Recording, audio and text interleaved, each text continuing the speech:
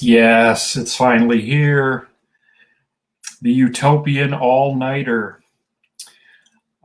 Just like last time, we're advertising 4 hours. This might go 10 minutes. It really depends on who's watching, who's engaged, who's chatting. So basically, the way this works is that I'm sitting here with some snacks. I can talk for days about MLB, Utopian, the home run derby we just did. Whatever you guys want to talk about, you want to hang out. If you want to be on the air with me, just type your name in the comments, and I'll send you an invite. There's gonna be a lot of burping because I'm eating cheese balls, I'm eating pretzels, I'm drinking a new Mountain Dew flavor. Tonight's show brought to you by Baja Punch. It's actually pretty good. I've gone through a good number of these in the last couple days. We did this back in March, and it basically ended up being me and Andy Pfeffer on air together for about 50 minutes. There was a guy that popped up for like 5 seconds, and then he disappeared, and then he left the group later that night. I don't know if the hat I was wearing scared him. I'm rocking the Blue Jays hat tonight because, as you saw earlier tonight, Jose Batista, Joey Bats as it were, defeated Billy Williams in the home run derby from Fenway Park. You saw that live here on Facebook. So I'm wearing a terribly, terribly old. I mean, let's just get in. This is sweat, ladies and gentlemen. This is 20 years of sweat. It's just a very dirty hat. Gross. Anyway, thank you for being here. Again, I don't know who's commenting unless you click on that link above, but someone says, we'll just throw this right on there. My son finally started being MFing hitter to the glove of the shortstop every MFing time. RBI king though. Whoever you are, please identify yourself so that I can use your Christian name. Another comment here. My Cubs hat looks the same. Yeah, all of my older ones look like this. Like my Mets hat, this Blue Jays hat is probably 20 years old. Brewers hats. A lot of my older ones are just hideous, but some of them I just can't get rid of. This one is special to me because when I was a kid, all I wanted to be in life was Dave Steeb. I wanted to be Dave Steeb. I liked his wind-up. I liked that mustache. He had the long hair in the back. He could pitch pretty well too. And he's an all-star. He'll be competing in the all-star games this weekend, and that's kind of why we're here, is to celebrate the Utopian Baseball Universe All-Star Games. Again, the home run derby tonight. Joey Bats, Jose Batista defeating Billy Williams. Tomorrow are the All-Star Games, 2:00 Central. It's the West at North. Rube Foster versus Smokey Joe Williams. And then in our nightcap, 7:30, the South at the East.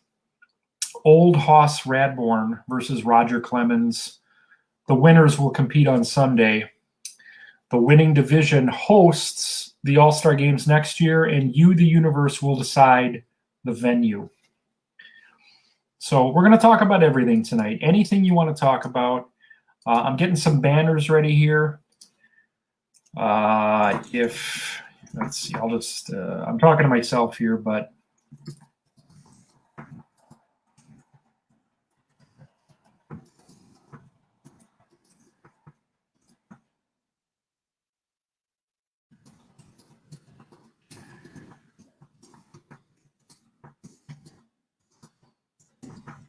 all right, so add that some bitch. All right. So again, if you want to be on the show, if you want to be with me on air, just type your name in, say, send me an invite. I'll send you an invite. I'm not on Facebook right now.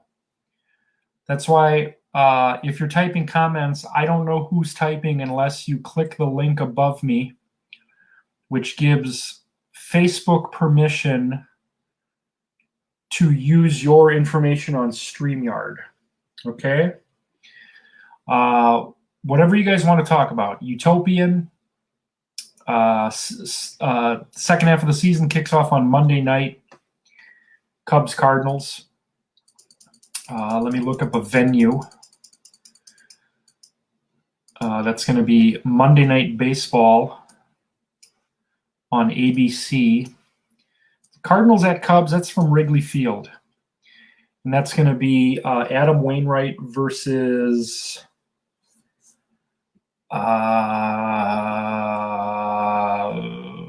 Jake Arrieta.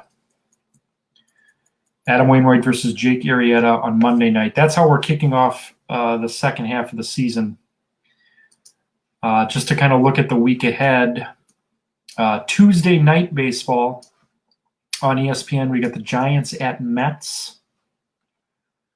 That's going to be Carl Hubble versus Noah Syndergaard. On June 30th, Utopian Baseball Universe Wednesday night showcase.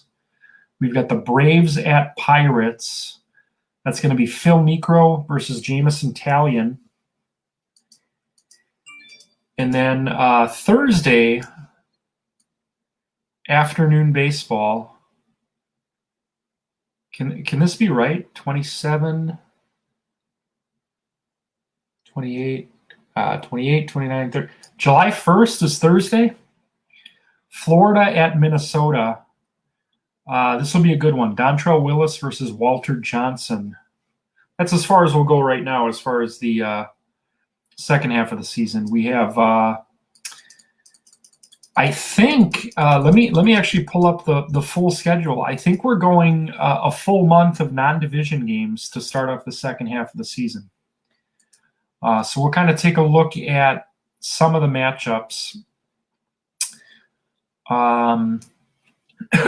Actually, let's just look at everything for this upcoming week. We've got the West Division at the East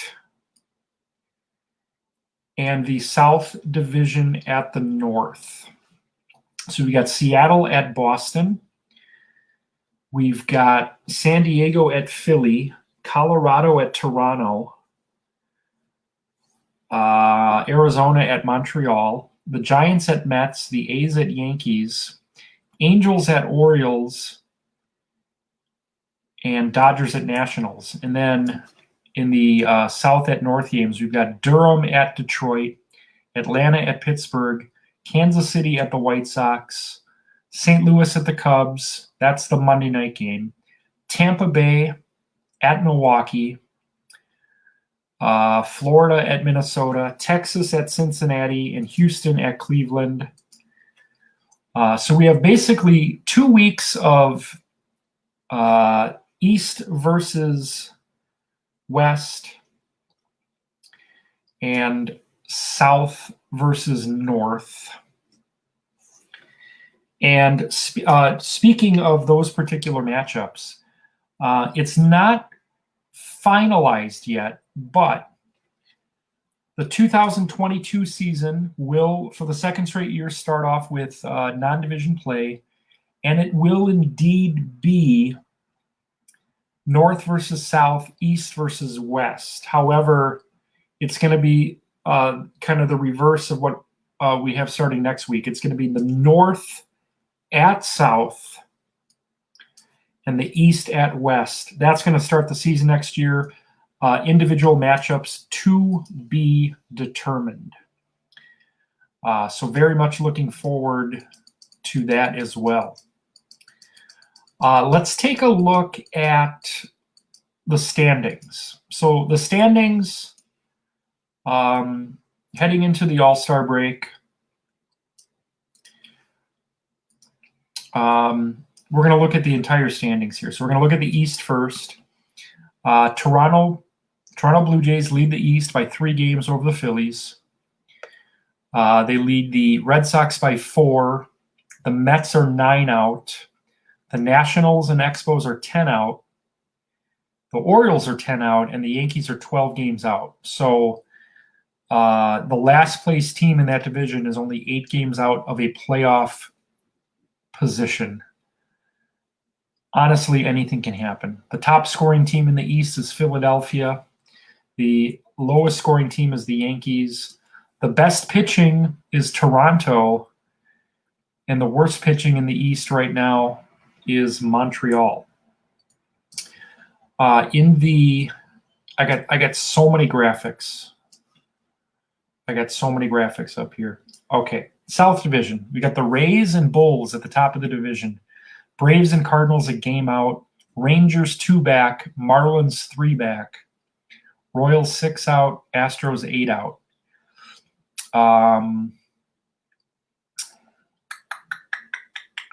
Best hitting team right now is Atlanta in all the universe. Worst hitting team in the South currently is Florida. Best pitching belongs to, there's a tie between the Cardinals and Rays. And the worst pitching is Houston. So that's what the South looks like. And again, Houston's only 7 games out of a playoff position in the South. In the North, the Pirates with a 3-game lead on Cleveland, 4 up on Detroit, 5 up on Cincinnati, 8 up on Chicago White Sox, 9 up on the Twins. Cubs are 11 back. Brewers are 15 back. Best hitting in the North belongs to the White Sox. The worst hitting belongs to the Cubs. Best pitching is Detroit. And the worst pitching is the Brewers. Brewers are 11 games out of a playoff position right now. I would say of all 32 teams, they have the biggest hill to climb because you've got 4 really good teams. Pirates, Indians, Tigers, and Reds. One of those teams not going to make the playoffs. And then you've got, you're still 7 games behind the White Sox, 6 behind the Twins. So the Brewers have a lot of work to do. In the West, the Angels have a 1-game lead on the Rockies, 2 games ahead of San Diego and San Francisco, 3 ahead of the Dodgers, 6 ahead of the A's, 9 ahead of the Mariners, and 11 ahead of the Diamondbacks. Diamondbacks are only 9 games out of a playoff position in last place. Best hitting team in the West right now is actually the LA Angels. And the worst hitting team right now is the Dodgers. That's a little bit of a surprise. Best pitching in the West right now belongs to the A's. And the worst pitching in the whole universe this year is the Arizona Diamondbacks. 438 runs. Even in Utopia, the Cubs piss me off. Well, it's a long season. Anything can happen. The way we simulate, last year the Mariners had the worst record in the universe and then went on a 14-game winning streak, and they still finished in the bottom 5. But if they would have got off to a better start last year, this could have been a playoff team. And the Cubs, 36-42. I mean, they're 11 out, but again, they're only 7 out of a playoff spot. They start the second half at home against the Cardinals. If they win that series, if they sweep, who knows? Maybe they're 5-6 back. And then, it's a 78-game second half. Everyone's played 78 games. So anything can happen. All right. Let's take a look at some statistics. Everything here is a mess because I've been preparing for the All-Star games. So everything's out of order here. Here's my South. Here's my North, East, West. All right. So again, if you're watching, if you want to appear on the air with me, just let me know, and I'll send you an invite. We'll get you on the air tonight. We're advertising this as 4 hours. It's going to go basically, if I can see nobody's watching for like 20 minutes, then I know that this isn't working for you. But I see 2 eyeballs on the product right now. So the show goes on. The show goes on. Let's look at the East.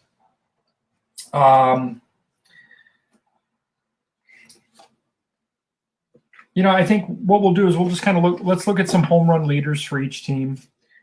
I didn't really do any detailed statistics. I just have home run tallies. Red Sox leader right now is David Ortiz with 10. Ryan Howard leads the Phillies with 11.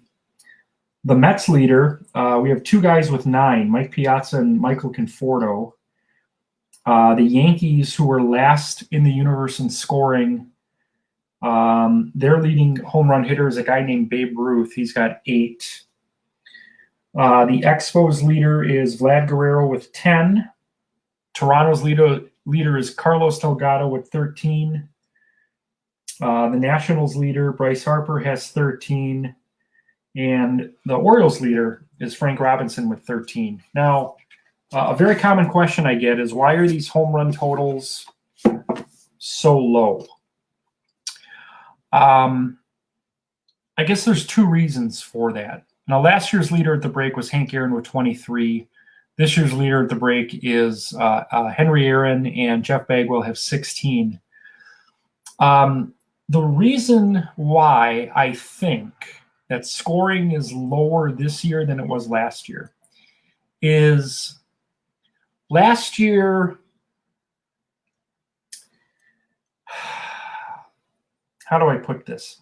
This year is a little bit more random. This year, what I did was I put every single year and every single date from 1903 through 2019 in a spreadsheet.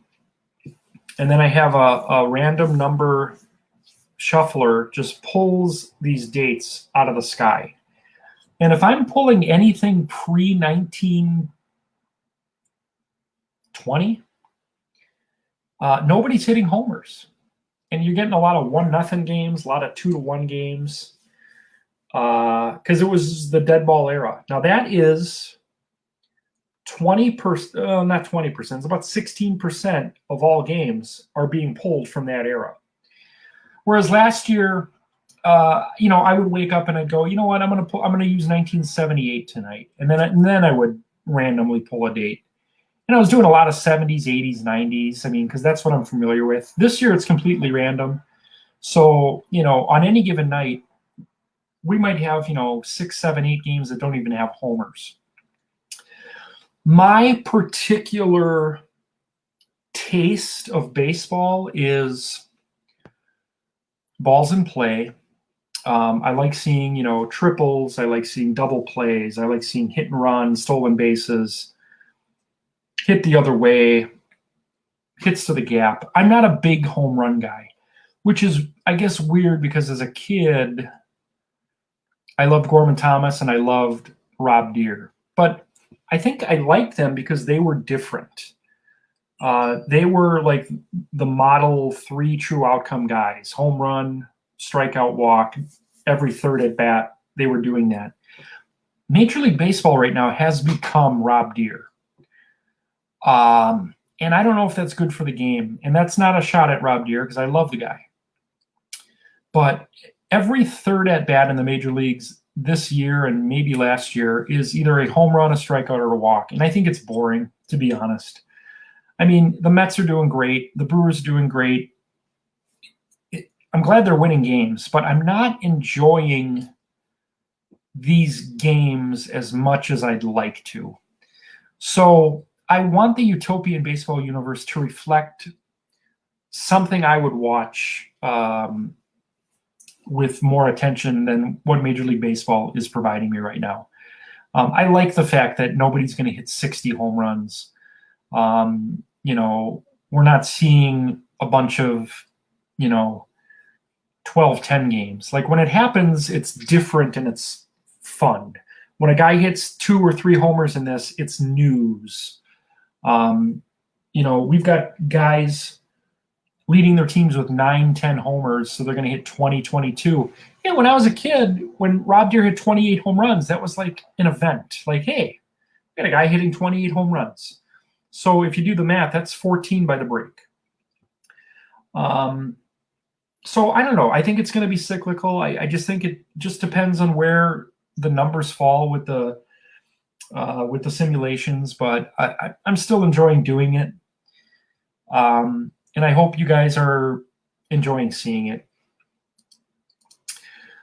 So we have a comment here. I like ball and play, but great pitching is fun. I refuse to watch NBA because scores are 140 or 145. Well, I could not agree with any of this more. I was a pitcher. I love pitching too. But I mean, league batting averages are like 238. That's too low. I want to see a 1-0 game as like something special. Like I don't want to see. And we've seen 7 no-hitters so far. It seems like almost every night we have a guy going into the 6th with a no-hitter or 10 strikeouts by the 6th. It's not an event anymore. So, like, I just kind of miss I don't know. I mean, my favorite era of baseball was the 80s when you had guys like Tony Gwynn, Robin Yount, Rod Carew, Cecil Cooper. I mean, I could name 100 guys that just knew how to hit the other way, extend an at-bat, foul off pitches until they got theirs. I mean, I love the pitching, and I don't watch the NBA either because there's no defense. My good friend Todd and I were talking about this last night. It seems like every possession in the NBA, they're chucking threes. 2 nights ago in Game 1 of the Eastern Conference Finals, I think the Bucks were 7. I'm going to get this wrong, but I'm guessing they were like 7 of 40 from 3-point land. If you're 7 of 40 from anywhere on the court, you shouldn't be taking those shots. If you're 7 from 40, so think about it, 50% from the floor would be 20 of 40. That means for those 13 shots that would have got them to 50%, if they would have just taken the best shot on the floor and made half of those shots, that's a 12-point swing. I think they lost the game by less than 12 points. Am I correct? So my math indicates if the Bucks would have taken safer, higher percentage shots from those 40 and made just half of those, they would have won the game. I'm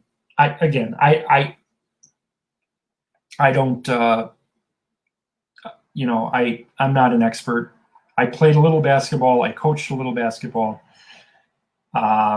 Maybe I don't know what I'm talking about, but I'm just, as far as an entertainment value, I'm not entertained by the NBA, and therefore I don't watch it. And the team from the city I'm from is in the Eastern Conference Finals, and I didn't watch any of it tonight, Game 2. I understand they won, or we're up big, like 40, because I get the alerts. And look, I'm on social media, but I can't watch the NBA. If the Bucks make the finals, I might have it on. Maybe we throw a pizza at it or whatever, but there's going to be no bandwagon comments from me like, oh, we did it. I can't name maybe I can name 3 Bucks, and I think in the NBA I can name about 12 to 15 players, but I'm just not entertained by it. I love college basketball. I love playing basketball, but I haven't gotten to the NBA in 20 years, and I don't see that changing anytime soon. So, yeah. All right, let's look at some more home run leaders. And again, if you want to appear on the show tonight, just let me know. I'll send you an invite. I can have 10 of you on at once. And right now I'm uploading the home run derby to YouTube, which again, I've been asking very nicely for the last 3 months. If you like these videos, starting Monday, other than the game streams, which will still be on Facebook Live, Utopian Cafe, which debuts Monday, is going to be exclusively on YouTube. And the YouTube channel is Utopian Baseball Universe, just like the Facebook group. The Utopian Baseball Universe Report on Sunday nights, usually 5 o'clock on Sundays. That's going to be on YouTube. And the Utopian Baseball Universe After Dark, Friday nights, Saturday nights, YouTube.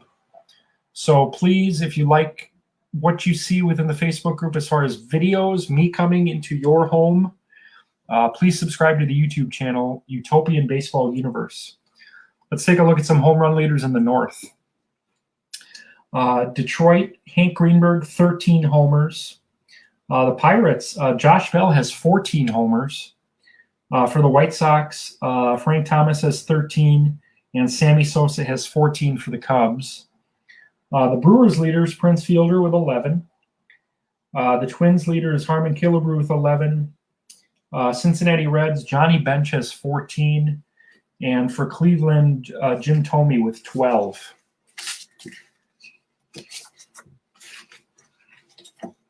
In the West, Reggie Jackson leads the A's with 12 homers. Barry Bonds leads the Giants with 14. Anaheim is led by Mike Trout and Tim Salmon, each have 11. And the Dodgers leader in homers is Duke Snider with 10.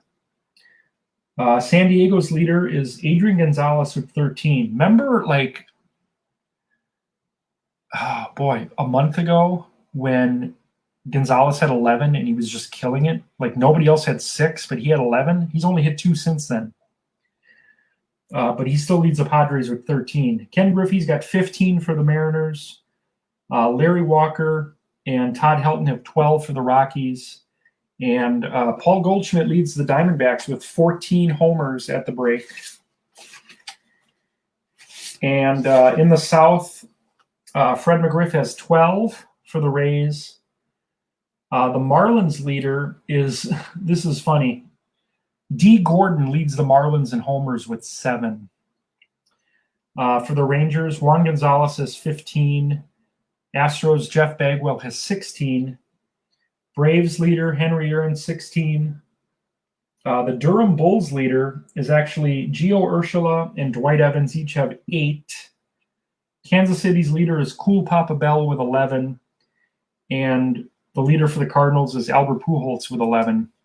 Jim Thome, my hometown boy. Thome competed in the home run derby tonight. He lost in the first round to Buck Leonard, but he had a good showing tonight, leading the Indians in home runs at the break. Okay. What else can we talk about? We're a half hour in. I've got viewers, so we're going to keep going. Do you guys mind if I snack? You guys want a snack? I got some pretzels. I got some cheese balls. And again, I'm rocking a Baja Punch Mountain Dew. This is brand new. Milady found this at Pick and Save, and we bought a 12-pack, and I'm enjoying them very much. I'm trying to get her on the show tonight. Jen, if you're watching, I'd love to have you on the show. You've got daughters that can help you out with the technical side of it. But I'd love to give you some baseball trivia on the show. I think that would be fun for my viewers. I think you would enjoy it. You would learn. So let's see if we can make that happen. Let's talk trivia. July 14th, which is, I believe, a Wednesday night. I think that's the night after the All-Star game. We've got game 1 of this year's trivia tournament. Participants are last year's champion, J.D. Schloss. Andrew Pfeffer is in the building. Greg Fokker is in the building. Mike Carminati will compete in game 1. Patrick Michael, Glenn Jordan, and Nate Brown. That's game 1. That's July. Again, it's either the 14th or the 15th. It's in the group somewhere. Game 1. Our game 2 participants, which will be about a month from now, we got Brett Bamford, Jamie Howell, Jeff Turner, Daniel Schwartz, Tim Garrity, Mikey Oxendine, and Greg Harp. will be our Game 2 participants. And if anyone backs out, we'll be happy to replace them. But looking forward to having these gentlemen on Game 2. And our third game, which will be at the end of July, Game 3 will be Mitch Nellis. He was a finalist last year. Kayla Nicole, David J. Rubin, Dave Irwin, who might be watching this tonight. He said he was coming. Dan Butler, Bert Zietler, big-time contributor to the universe, and Al Harvey. So very much looking forward to the trivia. This year's winner is going to win a $50 gift card to wherever you want, as long as I can find it here in Grafton, USA. You're going to get a gift card. Last year we played for books and gift cards. I ran out of books. By the way, Mitch, if you're watching, Mitch Nellis, and JD Schloss, if you're watching, I still owe you guys books. They're right behind me. It's not like I'm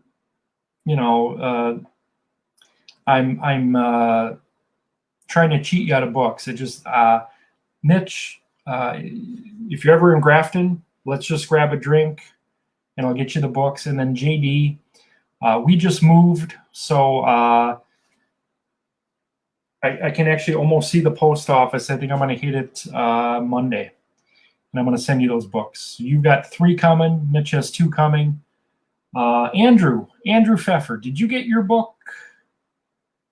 I think you won a book. I think Greg won a book, and Greg has his book.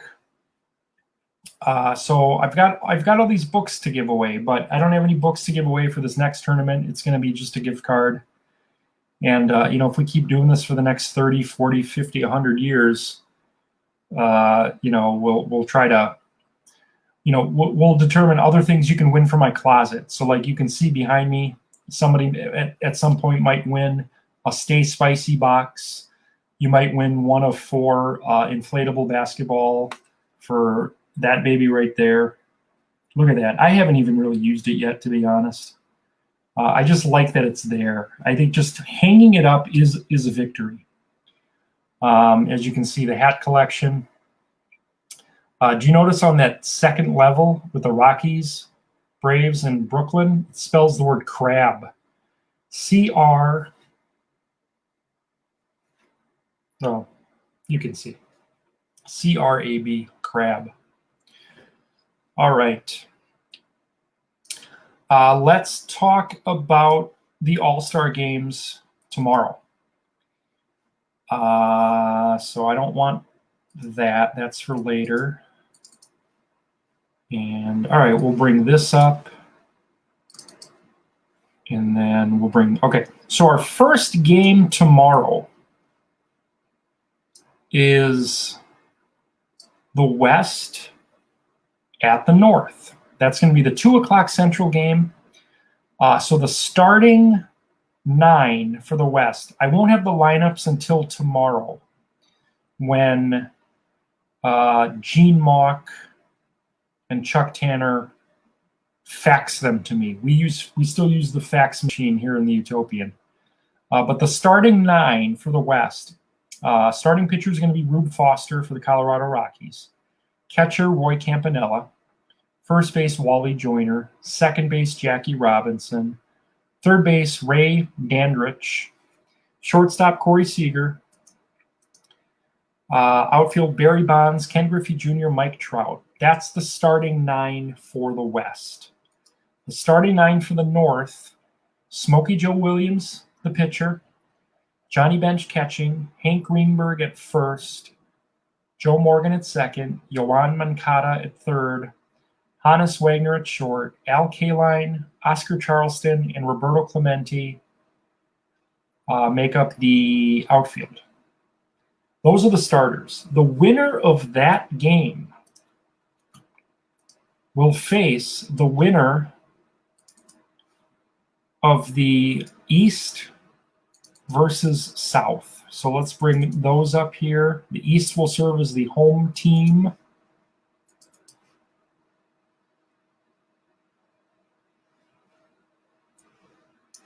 All right. So again, I've got so many files that I can't even find what I'm looking for. Here we go. South starters. This is the 7:30 game tomorrow night. Pitcher for the South, Old Hoss Radbourne. Catcher, Josh Gibson. They're teammates for the Durham Bulls. Albert Pujols at first, Rogers Hornsby at second, George Brett at third, Rafael Furcal at short, Henry Aaron, Juan Gonzalez, Cool Papa Bell make up the outfield. That's the South. For the East, Roger Clemens, Mike Piazza, Carlos Delgado, Dustin Pedroia, Mike Schmidt, Nomar, Ted Williams, Frank Robinson, and Bryce Harper. That's going to make up the East. So the winners of those two games will compete on Sunday, and the winning division is going to host the All-Star game next year, and you guys will decide which venue. So as soon as we have a winner on Sunday night, Monday I'll post a poll, and on Tuesday's show, which will be our second Utopian Cafe, we'll announce next year's All-Star Game host. Who's with me right now? I've got one eyeball. I don't know if it's one set of eyeballs. Type your name in. I want to talk to you. I want to bring you on. If you're watching right now, I want to bring you on. We're 36 minutes in. I haven't had a guest yet. It's Friday night. I know. Look, I know. Everyone's excited. You're probably out. You're at a restaurant because we can do restaurants again. Maybe you're at a ball game tonight. Maybe you're at a concert. You're at the park. You're walking your dog. But if you're home right now, and we have 954 members, if you're home right now and you're watching this, come on the air with me. Let's talk baseball. Let's talk about the Mets. Let's talk about the Brewers. Let's talk about cheese balls.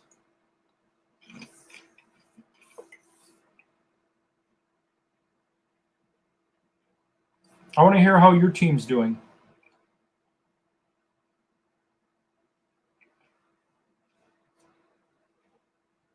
I actually want to know. I'm going to do it right now. I'm going to check my phone. I've never done this on the air. I'm going to actually check my phone on the air and see who's commenting, because I have no way to know unless I check my phone. So here we go.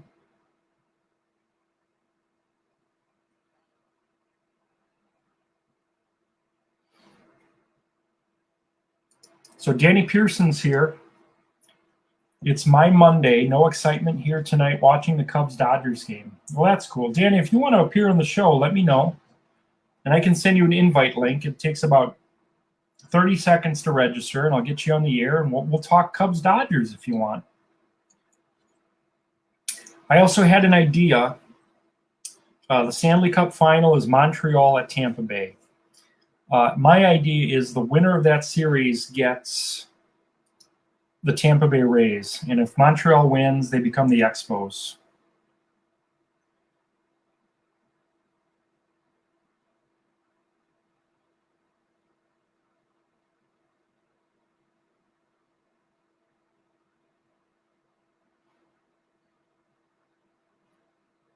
All right, so I'm just checking who else is commenting here.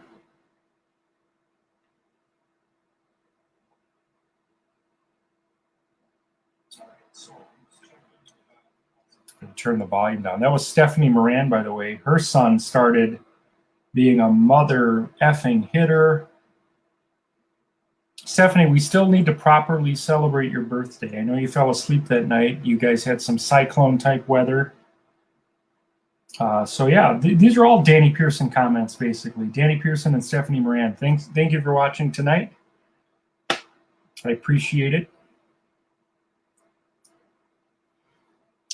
All right, Danny, I don't know. You're saying that would be awesome. I'm going to send you an invite because I don't know if that's what you're responding to, but I'm going to send you one. And if you accept it, I'll just see your face pop up, and then we can talk a little Cubs-Dodgers. Because, again, we are advertising this to be a 4-hour show. But if I get 20 straight minutes of crickets, then we're going to unplug it. So it takes me a little bit. I'm actually signing into Facebook right now, so I'll send you that invite. And if you want to appear on the show, let's talk a little Cubs Dodgers. There we go. I hope this is the same Danny Pearson that I'm speaking to right now. Danny Pearson from Illinois. There we go. There we go.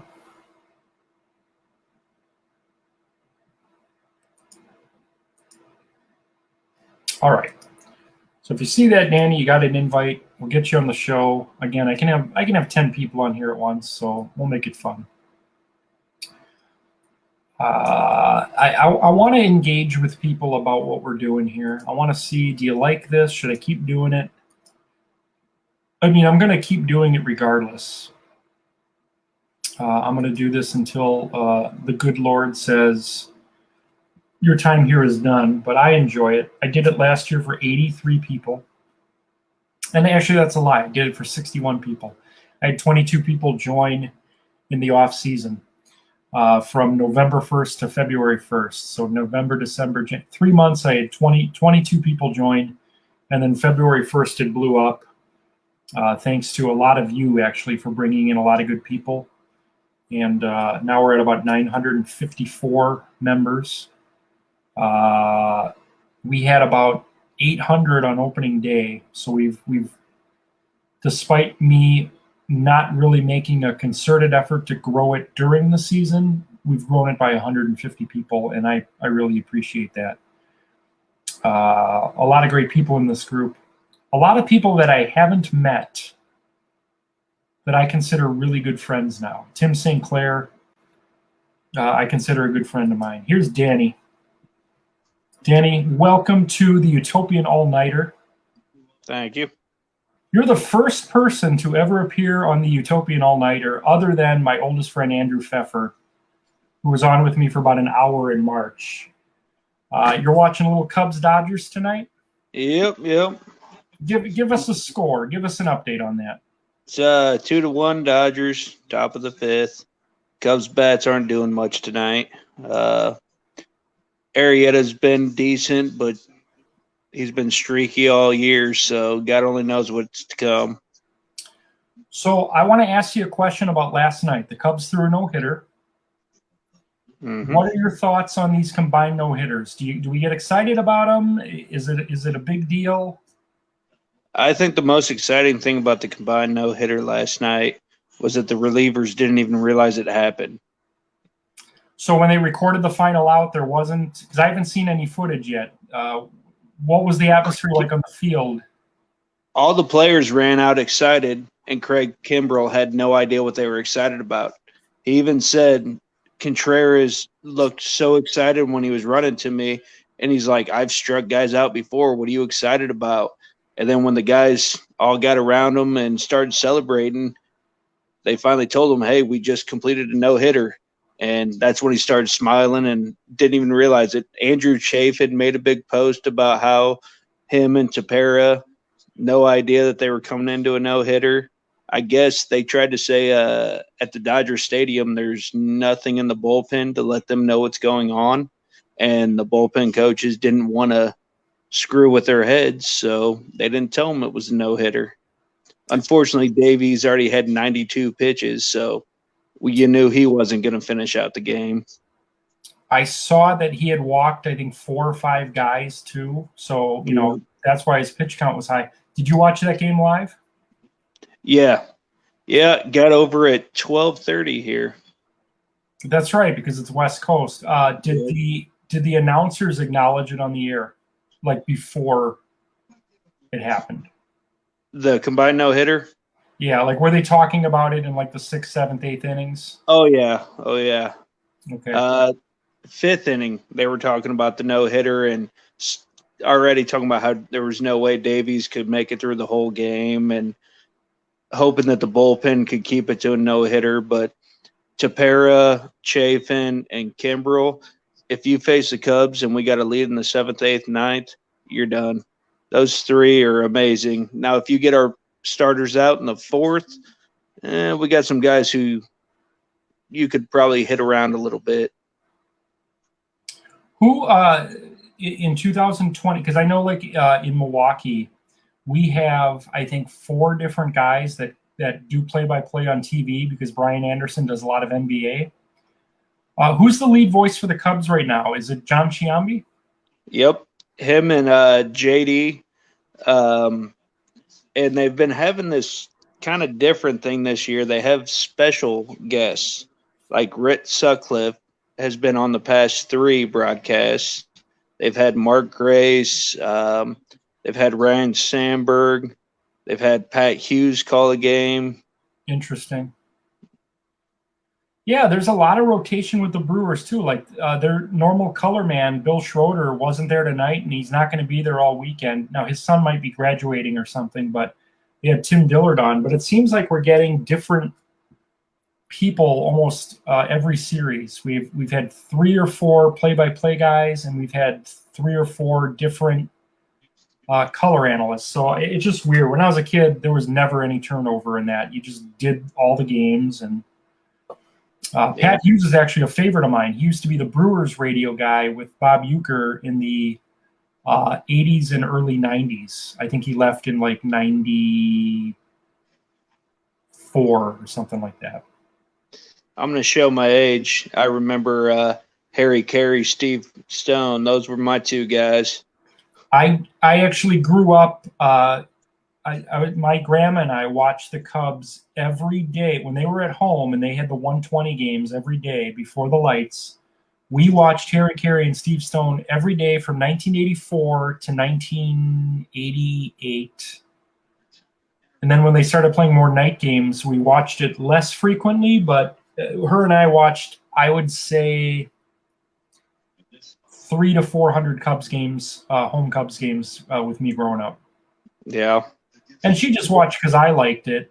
She would, whoever the center fielder would be for the other team, if there was a fly ball hit to them in center, she'd say, "Miss it, you pig." And of course, they never dropped it. But I actually, at least once a month, I'll pull out an old game on YouTube and just watch an old Cubs broadcast because of the memories. I hear you. Who's your favorite Cub player of all time? Andre Dawson. One of my good friends that's in this group, his name is Sean Prude. His favorite was Andre Dawson. When he left the Milwaukee area, they moved to Nebraska. I got him an Andre Dawson, fake autographed glove because he loved Andre Dawson. Mm-hmm. What was the year? Was that 89? He hit like 49 homers. Yep. Yeah, that was amazing. Yeah, he was awesome. Yeah, my favorite all-time Cub is actually Mark Pryor. Like, he was, for about 2 or 3 years, he was such appointment. He was like, he wasn't putting up the numbers that DeGrom is now, but like his starts were appointment television for about 2 or 3 years. And I tell you, coming from a Cub fan, pitching-wise, Kerry Wood. If I was Kerry Wood, I know he says he loves the Cubs, but I would hate the Cubs because we destroyed that man. Every time he pitched, 9 innings. Doesn't matter. You're pitching 9 you could have a terrible game, 9 innings. And if they would have kind of held back on him a little bit, man, he would have been a Hall of Famer. He would have been up there at the top with everybody else. Now, you probably know this better than me. Does Kerry Wood acknowledge that sentiment? Like, has he said that publicly? Nope. Will never say it. He says that he loves the Cubs and thanks them for everything they ever did for him. But coming from an outsider, a fan's perspective, watching how they use that guy's arm, oh, man. He could have been something if they didn't abuse him every time he came out. Yeah. And I'd imagine, much like Matt Harvey when he was, early in his Mets career, he's not going to want to give up the ball. So I can understand. But you're right. I mean, they need to do a better job as an organization to protect that talent because, he could have been an all-time great. I actually watched his 20 strikeout game live. Oh, yeah. I forget what year it was, 98, I want to say, 99. But that was just – was it earlier? Was it like 97? I think it was 98. 98. Yeah, I mean, I remember it. And it was just amazing. And yeah, he really could have been an all-time great. Danny, any questions you have? Part of the reason why we do this is to kind of educate people on what we're doing here with this Utopian Baseball universe. Do you have any questions about like why the hell I'm doing it, or how I do it, or just what the heck is going on? I guess my one question would be, because I heard you talking about how you pull random dates. How do you assign it to the? How do you assign those stats to the players? Like you got players from now, and you're taking 1903. So how do you do that? So that's a good question. So what I do is, let's say, let's just say we're pulling. What is today? June 25th. We're pulling June 25th, 1903, right? I have 16 games scheduled, and in 1903 they had 16 teams in the league, so they had 8 games scheduled. So usually, if I'm pulling an older date like that, I'm pulling 2 dates, back-to-back dates. So I'll do like the 25th and 26th. Now I got 16 games from the past, and I got 16 games on my schedule. Then what I do is I shuffle. I basically number all my games. So from top to bottom, left to right, I got 1 through 4, 5 through 8, 9 through 12, 13 through 16. And then I number the games from the past, 1 through 16, I just hit shuffle. So when I hit shuffle, if the if the first number that pops up is the number 9, I take the 9th game from those dates, from 1903, and I simply map it into my schedule. So if let's say the winning team from that date was the home team and they won 6-3, then in my game, the home team wins 6-3. Now, as far as the stats go, if let's say the first baseman for that winning team hit a grand slam in the second inning, then the first baseman in my game hits a grand slam in the second inning. So it's basically just taking the exact box score, copy, paste, and then after I've done that 16 times, then I'm basically telling a story based on what I see within the spreadsheet. So, it takes about 2 hours a day to do that piece. And then at the end of the night or starting next week in the morning, I try to tell a 10 to 15 minute story on what happened, as if it's actually happening. So, after I've done all that, I've got all these stats right here, like just boxes and boxes of these. And I just kind of, put them here and I read them. And I say, Yankee Stadium tonight, the Yankees beat the Expos 11-6. Lou Gehrig, 2 homers and a double. Ron Guidry had 8 innings, 4 strikeouts, 2 earned. I'm basically taking the exact same stats from 118 years ago and reporting them as if they happened here, but using our lineups and our teams. So it's possible that if Henry Aaron hit 3 homers in a game 60 years ago, that it's going to benefit someone completely different, a completely different team because of the way we shuffle. We had one actually kind of weird coincidence last year, and I think you'll find this interesting being a Cubs fan. Do you remember the game? I think it was 1984. Ryan Sandberg. They call it the Ryan Sandberg game. Oh, yeah. He had a homer in the 9th. He had a homer in the 11th. He had like 8 RBIs. So last year, the spreadsheet pulled that date from history. I looked at all the box scores, and I recognized that game. And I said, that's the Ryan Sandberg game. So there were, 16 games. I have 16 games. I hit shuffle to find out which home team that would benefit. And it was the Cubs. That's awesome. So Ryan Sandberg obviously was the second baseman in my lineup. He benefited from it, but instead of it being against the Cardinals, which was, 37 years ago, it was against the Tigers. So instead of Willie McGee hitting for the cycle, it was Ty Cobb. So we just, again, that night, we told the story. We made no acknowledgement that it actually happened in the big leagues because we try to kind of separate it. And we just said, today at Wrigley Field, crazy game. Ryan Sandberg hit a homer in the 9th, hit a homer in the 11th. Ty Cobb hit for the cycle and lost. The Cubs win like 13-8 or whatever the final was. But there was a 1 in 16 chance that was going to go to the Cubs.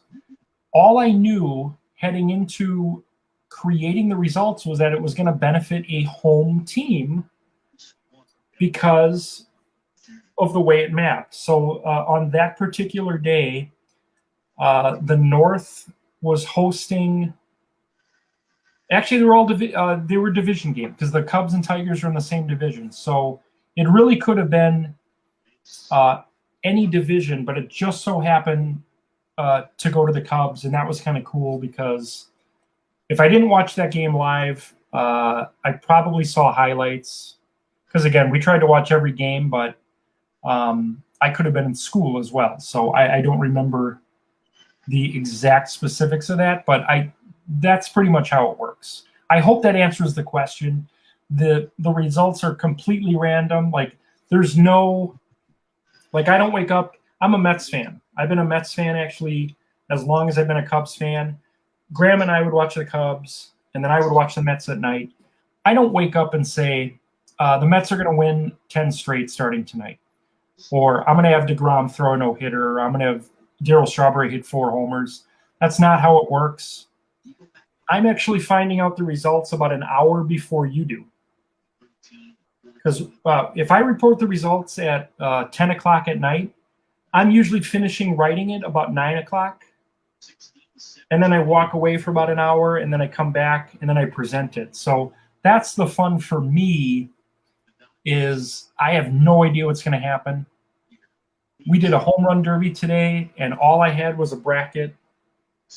And I had no idea what was going to happen. Actually, Billy Williams made it to the final, and he lost to Jose Bautista. Yeah, I was going to say Billy Williams should have won that one. He actually, in the final round, and it's live. It's on YouTube now, and it's within the group. I think Williams led by 4 heading into like the final minute, and then Batista just went off. And then I think at the very end, I was like, if this gets out, that's it. This might be his last swing, and it went out, and time ran out. But Batista won. Billy Williams, I think he beat like 2 or 3 Hall of Famers in the brackets. I'd have to look back. I know Batista beat a couple Hall of Famers. He beat Mickey Mantle in the first round. And we had a couple people make predictions. One guy said Mantle's going to win it. Another guy said Jimmy Fox is going to win it. Jimmy Fox hit crazy amounts of homers in the first 3 rounds. He actually hit 4 out that were 500 feet or longer, because we actually did simulate this on Xbox. So it didn't have the same simulation, because we do one game a day on Xbox. And this entire home run derby was Xbox. I just aired the last 3 rounds. So yeah, you can. Well, I think it ended up being a good 80 minutes. So if you want to watch that, the only regret I have is I didn't really have any like interesting commentary. I was just counting. I was just like, all right, that's his 5th, that's his 6th. There goes number 7. Like, I wish I would have been a little bit more creative in it. But I was trying to keep an eye on time, because I know people here in Milwaukee wanted to watch the Bucks. So I think I was just trying to be like cognizant of that. Yeah. Any other questions you have, Danny? Not that I can think of. I think I've been following it pretty good. Yeah, I mean, if you ever have questions, or if you ever want to appear on a future show, just let me know. Like I said, it's we did this in March right before the season started, and I don't even know if I have it up anymore, or if I took it down. But it was me and an old friend, and there was a guy, because we didn't use StreamYard like we're using right now. We just used Messenger, Facebook Messenger group room or whatever. Mm-hmm. They took that functionality away in April. You can only do that now on a personal page. You can't do that within a group. But this guy popped up for like 3 seconds and then he disappeared. And then the next morning I noticed he was out of the group. So I don't know if my hat offended him or what it was, but like he had actually been in the group for like 3 months, popped up, That's kind of didn't say strange. a word, disappeared, and now he's gone. So I don't know. So I guess what I'm Well, trying to I say, can tell you, I'll still be here. Don't worry. I was gonna say, like, I'm gonna check tomorrow, and like I hope we didn't scare Danny off here. Nope, I'll still be here. All right, give us an update on that Cubs game. It is 2-1, bottom of the fifth. Very slow moving. Slow moving game. Now, who's pitching for the Dodgers tonight? They just did a pitching change. I missed it. Hold on. Ooh, back to the wall. Mookie Betts almost just hit a home run. Arrieta's still pitching here in the bottom of the fifth, and I'm sorry, but I missed who they just did the pitching change for. That's all right. Hey, Danny, do you remember who brought you into the universe? Yeah, his Facebook name is that Geeker Cruisin'. That's his real name, actually, I think. Uh, Well, I mean, I Nick- think I don't know if that's his name on his his birth real certificate. name is Nick. Nick. Yeah. Okay. Actually, he's like about 4 or 5 years older than me. We went to the same grade school together. Okay. He was more my sister's age, so I got on his page, and he was talking about your page, and I was like, "Hey, I like baseball. I'll check it out." Geeker's actually him and I talk a lot. He's actually in both of my fantasy football leagues now. That's how much we've talked over the last 3 or 4 months. Is to the point where it's like, hey man, do you want to play in my fantasy leagues? I got openings, and he like 10 minutes later he's in the leagues. Like he didn't think about it. He's like, yeah, I'm in. That's cool. And when I ask people like, all right, now I'm going to send the invites out from Yahoo or NFL.com, try to get those by next week. 5 minutes later, he's like, I got it. So like, yeah, he's a great guy. He's been on this show a couple times. Once I know, maybe twice. So Geeker, if you're watching, thanks for bringing Danny Pearson on. Danny, like I said, I'm going to be doing this as long as I have someone watching. I'm going to stay on till 2 a.m. Because we do this twice a year. We do this right before the season. We do it at the All-Star break. So you're welcome to stay on the air if you want. If you want to get back to watching the game, we understand that too. But we're going to stay on for at least 3 hours. Well, I should say we're going to stay on for at most 3 hours. But as long as I see that people are watching, we're going to stay on. I got a lot of stuff I could share. But thanks for being here. And if you do leave and want to come back on, it's the same invite. I don't have to resend it to you because we're still in the same show. So I don't have to resend anything. You can just pop back on and be like, hey, Danny's back. All right, that sounds good. Thank you. All right, man. Thanks for being on. And whether you're on air or within the comments, keep giving us those Cubs updates. Will do. Thank you. All right, man. Take care. See ya. Danny Pearson appearing on the Utopian All-Nighter. Do you want to appear on the All-Nighter? Send me a request. I'll send you an invite. Just checking comments here.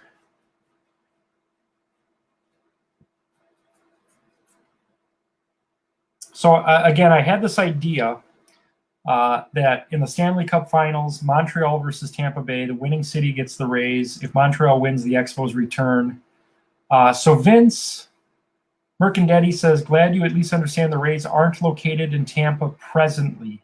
Now, I don't know if he's joking or not. I thought they were, unless they're just slightly outside of Tampa Bay. Because he says, as in, if the Lightning win, the Rays should also move to Tampa.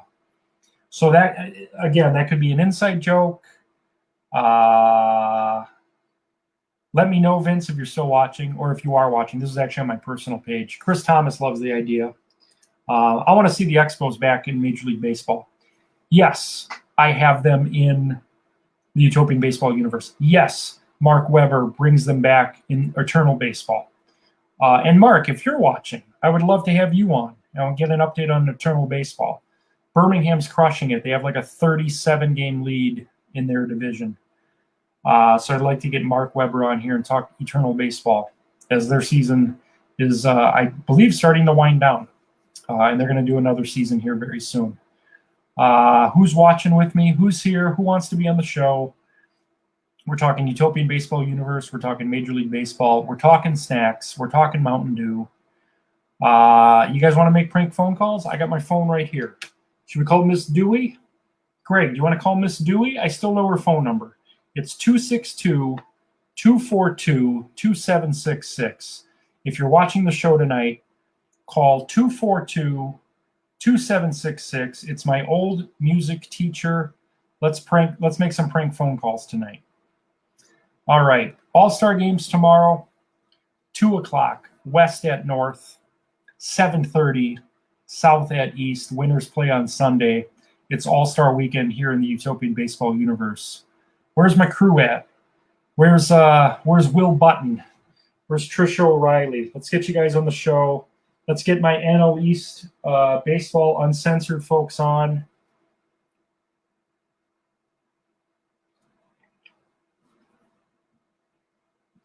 All right, real quick, let's address the elephant in the room. I'm going to take off my hat, okay? So I work at Dollar Tree now, and I love it. I'm unloading a truck. I'm getting a great physical workout in every day. I work 3 to 4 hours a day. I either work 5 to 9 a.m. or 6 to 9 p.m. Some days I'll go in the afternoon. And somebody saw me today, and the first time they saw me, on the day I interviewed, I was wearing a hat. I showed up in my interview basically wearing this shirt, not this hat, but a hat, shorts, full beard. I got the job 5 minutes later. I worked the next morning, and I've worked 5 shifts since then. Today I show up, and I'm not wearing a hat, and my hair is, it's kind of poofy because I walked in the rain, and I kind of look like Christopher Lloyd. And she said, "What's with your hair? What did you do to your hair?" This is how I've now worn it now for about a year. What I do is I don't like any hair here. So I shave this every Sunday. And then I shave this every Sunday. And then I kind of clean around here. But now it's getting long. And I haven't had a proper haircut at a regular place in a year and a half. So I do it myself. And I haven't done it in a while. But she was worried that the managers wouldn't go for this. But they all saw it today. Nobody said anything, so we're going to keep it. And at some point, I actually work right next to a cost cutters. I'm going to go in and I'm just going to say, let's just clean this up. Let's, get rid of all the strays here. But I don't like hair around my ears. So we're going to keep it. We're going to keep it that way. I don't care if I look like Kramer. I don't care if I look like Christopher Lloyd from Taxi. It's going to stay that way. You're watching the Utopian Baseball Universe All-Nighter, the Utopian All-Nighter. I'd love to have you on the show. If you're watching, let's get you on. Let's talk baseball. The New York Mets got a split today against the Phillies. The Brewers won in exciting fashion. They were down 4-0 late. Homer in the 7th, homer in the 8th, homer in the 9th, sac fly in the 10th or 11th.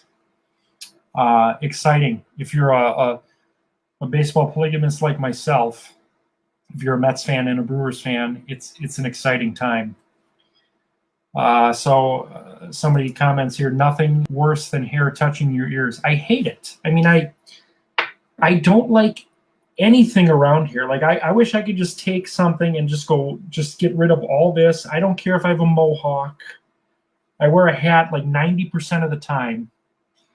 And this is all going to get cut. Like this, this is getting really frizzy. This is starting to look like a steel wool pad that you do dishes with. But I hate hair around here. I always have. So I don't care. I don't care if I look like Hawk from the Road Warriors, or was it Animal? Which one had this? I'm gonna have to Google that. Anyway, you're right, Facebook user. There is nothing worse than hair touching your ears. I mean, there are things that are worse. Bad milk, I think, is worse. There are some things that may be worse, but it's right up there. It's top 5 bad. Hair around here is top 5 bad. All right, let's get some predictions. If you're watching the show, who's going to win the All-Star games? We got the West at the North, the South at the East. Who's going to win? Last year, we had the South beat the West. That was our late game last year. The South beat the West, and the East beat the North, and then the East beat the South on a Ted Williams RBI double in the 9th. That hit basically brought this year's All-Star games to Fenway. Last year we did everything from Dodger Stadium. This year Fenway Park. Give us a prediction.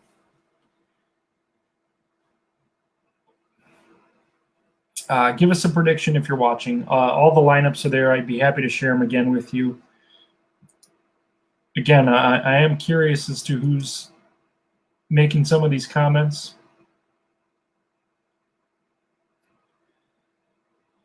Let's see.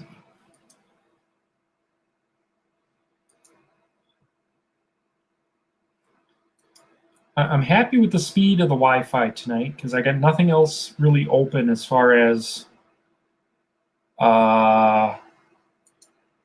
internet. Usually I'm watching something or I'm listening to something. Not the case tonight.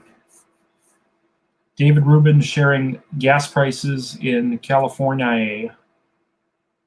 $5.95. Is that right, David? That's insane. So I find this actually pretty interesting, and I don't take this personally anymore. We had 954 members at the start of the show tonight. So 70 minutes ago, we had 954 members in the group. I'm thinking like, maybe we'll grow it a little bit tonight. We've had 3 people leave. We've had 3 people leave the group since we started this show. It's very humbling. We've had more people leave the group in the last 70 minutes than are watching right now. You can't get caught up in that because all the quality is here. If you've left, it means this wasn't for you, and maybe it's best. But I want to take a minute to welcome 2 new members that joined today. One guy I've been trying to get in for a couple weeks. Him and I belong to a Mets group together called Mets Extremists. Carlos Borges, welcome to the universe. Leslie Lee, welcome to the universe. Good to have you. Better off without him. Yeah, well, I mean, again, I don't get notified when people leave. Like, I would love to find out who it was. And actually the way I can find out is usually like if I go to the invite button and I see someone, because it's only going to request people that aren't in the group. And if I see a name that I know was in the group, then I know that they're gone. It's hard to tell. It's really hard to tell. And I don't want to call them out here, but now I know who one of them is, and it's someone that joined maybe a week ago. So again, they just weren't into it, and that's fine. This isn't for everyone. This is fiction. But I love it when people give it a shot. And again, I've made some really good friends here, like Tim St. Clair. I consider a really good friend of mine.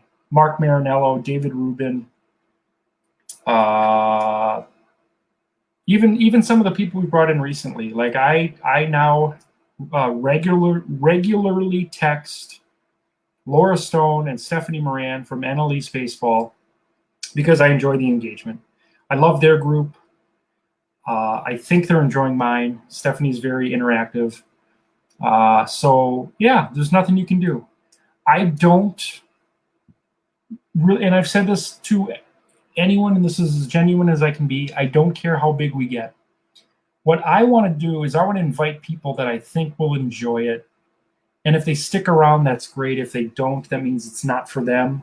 I've been invited to many groups that in good faith I join, and then usually about a week in, I'm like, this isn't for me.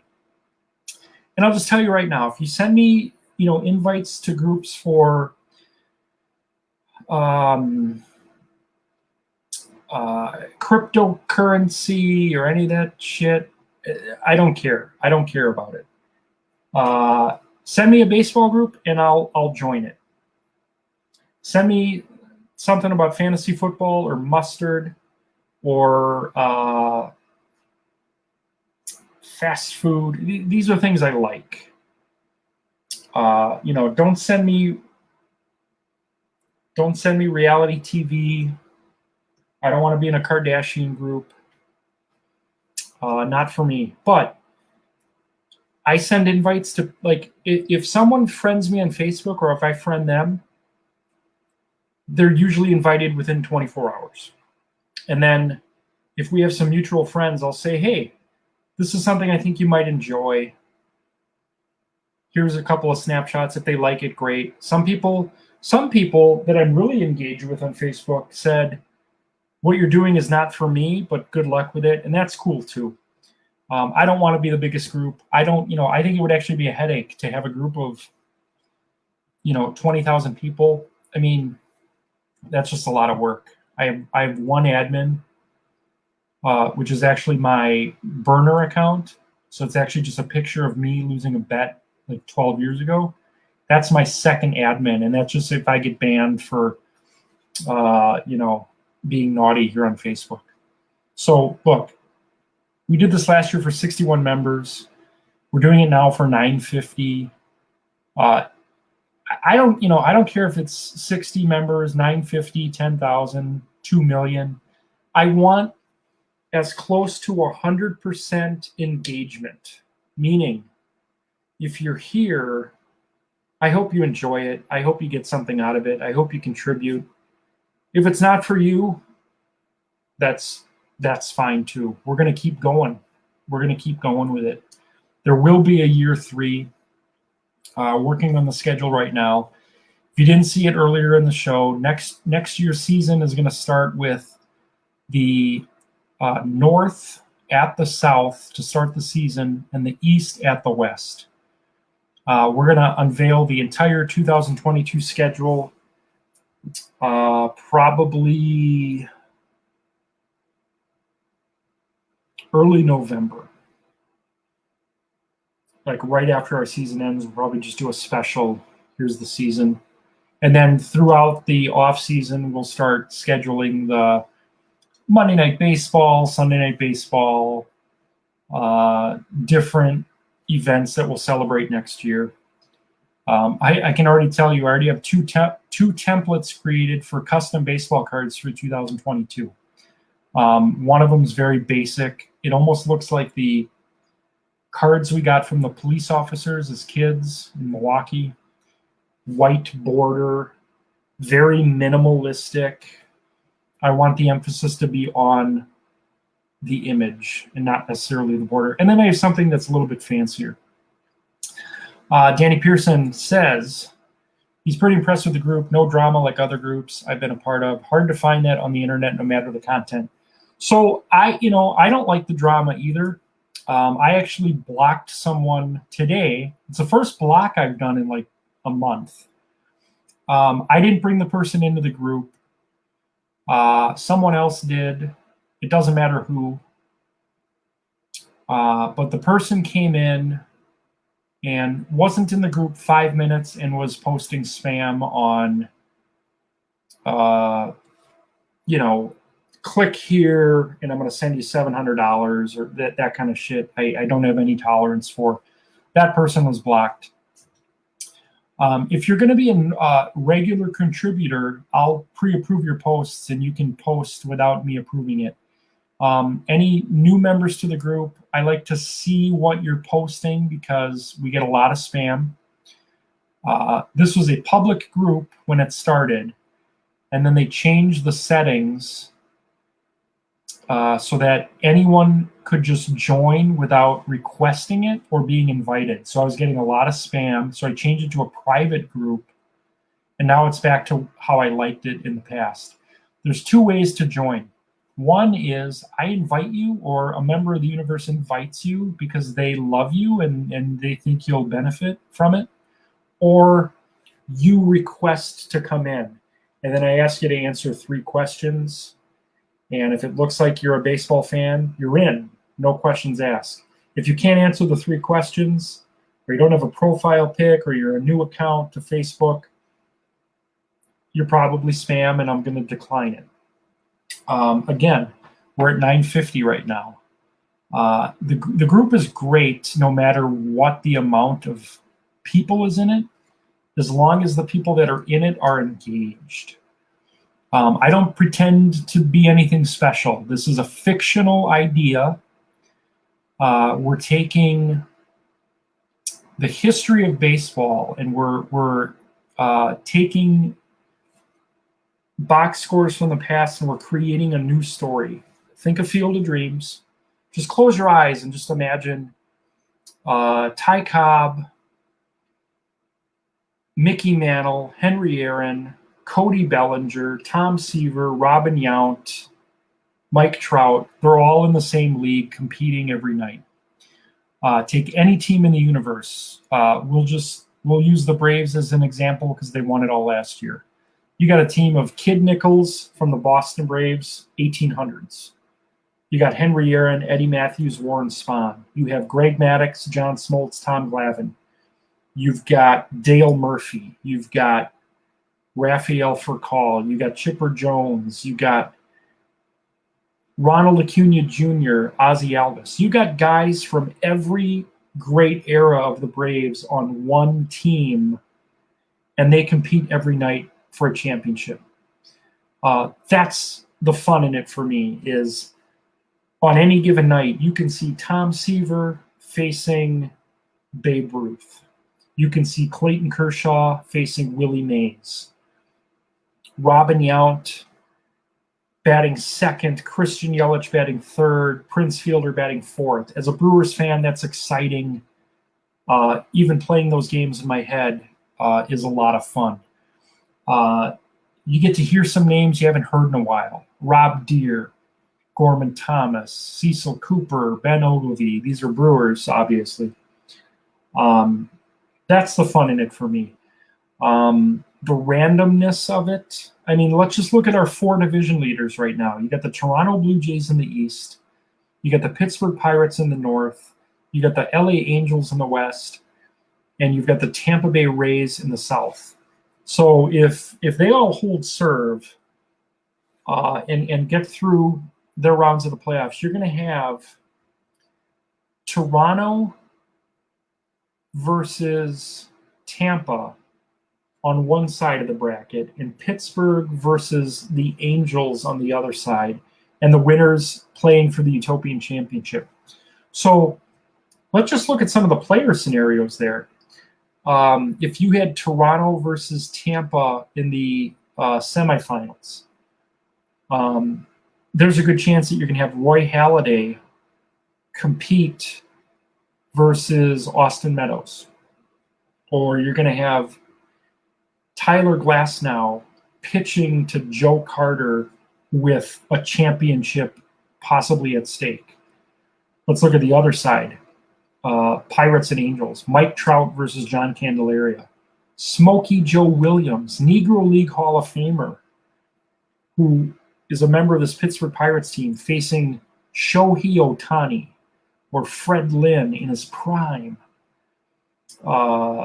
That's the exciting part of it for me. And I spend 2 hours a night trying to present it to you. And I love the comment you made, Danny. I really appreciate that.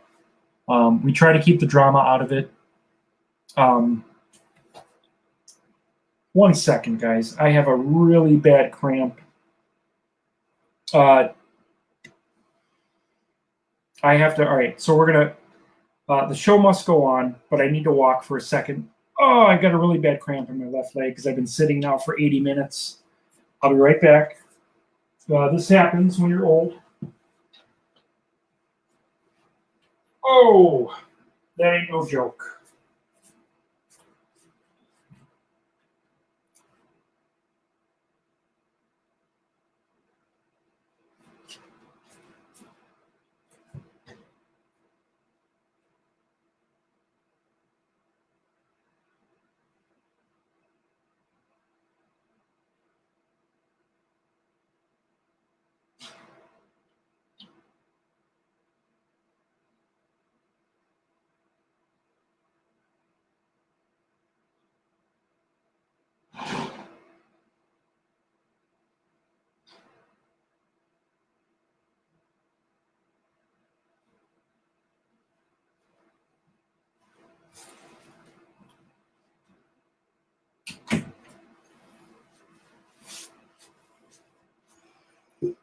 All right, so we're going to change it up here.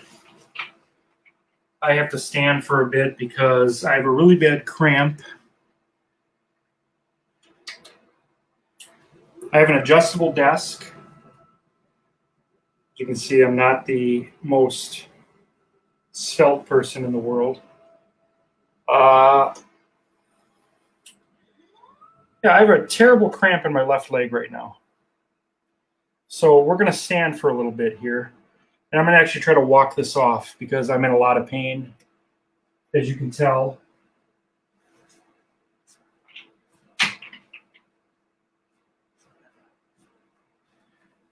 And actually, on a serious note, because I talked about this with a friend of mine today, I've had like 21 blood clots in my lower extremities since 2004. And a lot of it is from being very active in sports the first 29 years of my life, and then sitting behind a desk nonstop in my previous career. And I'm actually in a lot of pain right now. So the show is going to look a little different for the next couple minutes until I get my leg going again. It's my thigh. My left thigh is like on fire right now. So we're going to try to figure it out. Maybe we shoot some baskets. I'm going to walk this off here. If you're watching, thank you. I want to check some of the comments here.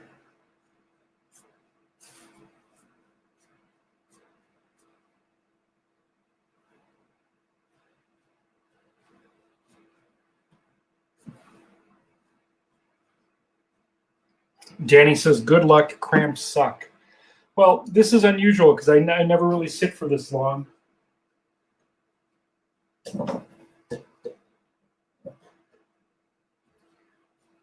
So I've been sitting 80 straight minutes, so we're going to probably stand for the rest of the show. They do suck. But I don't know. I think while I walk this off, why don't you guys, anyone watching tonight, if you have any questions for me, throw the questions out. I'll check back here every couple seconds.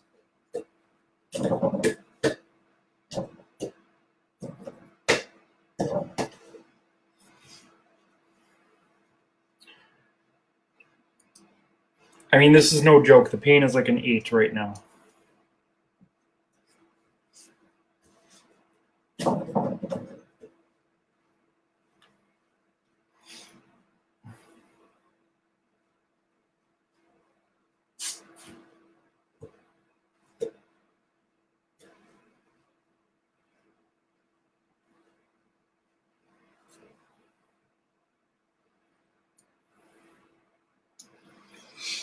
I think when I debut the Utopian Cafe on Monday, we're going to stand the whole time because I don't want to risk this happening.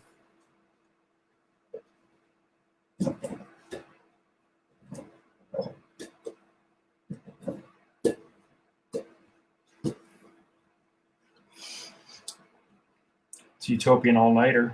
It's Danny Pearson and I just hanging out.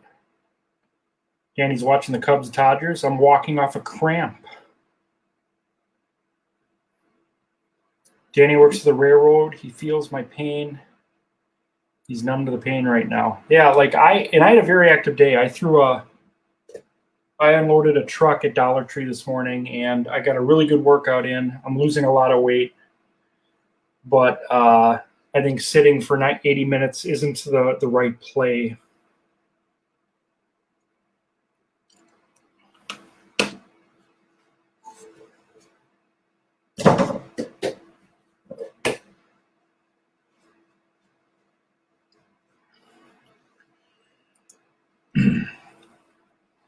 All right, so who else is with me? Danny Pearson's here. I see someone else watching. Type your name in if you want to be on the show. Let me know. Yeah, I mean, I usually, like today, all I drank today was water and Gatorade, and now I'm having like my second Baja Punch, tropical punch, but it really is caused by like my legs weren't moving at all for like 80 minutes. Greg Focker's in the building. Greg, you want to be in the show? You want to bring you on? Gaylord Fokker, I have a cramp. If you'd like to be in the show, Greg, let me know. I'll send you an invite. You'll be on the TV. All right, we're going to send Greg Fokker an invite. Invite. There we go. Invite. Copy.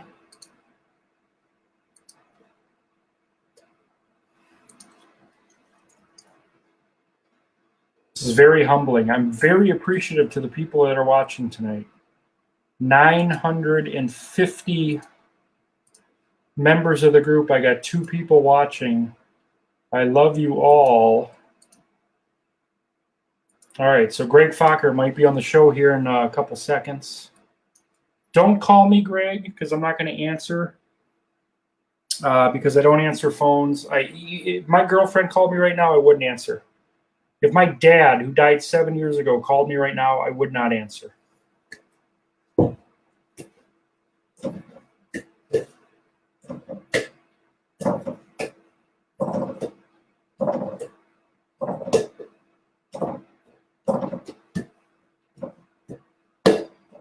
Oh my God, are you kidding me? 8 attempts to make that basket. Greg Fokker will be joining us soon. That's not his real name. That's a fictional character from Meet the Fockers, Meet the Parents. There were 3 of them, right? Meet the Parents, Meet the Fockers, and Little Fockers. Fokker is a play on the word fucker, which is a swear word. You're not supposed to say that on television. I just did. So we'll see if I get banned.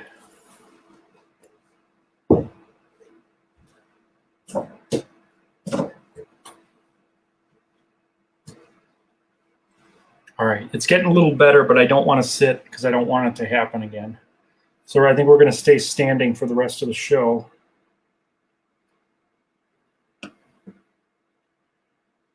One of my guys hit 3 homers in fantasy tonight, Fernando Tatis. 3 homers in 4 innings.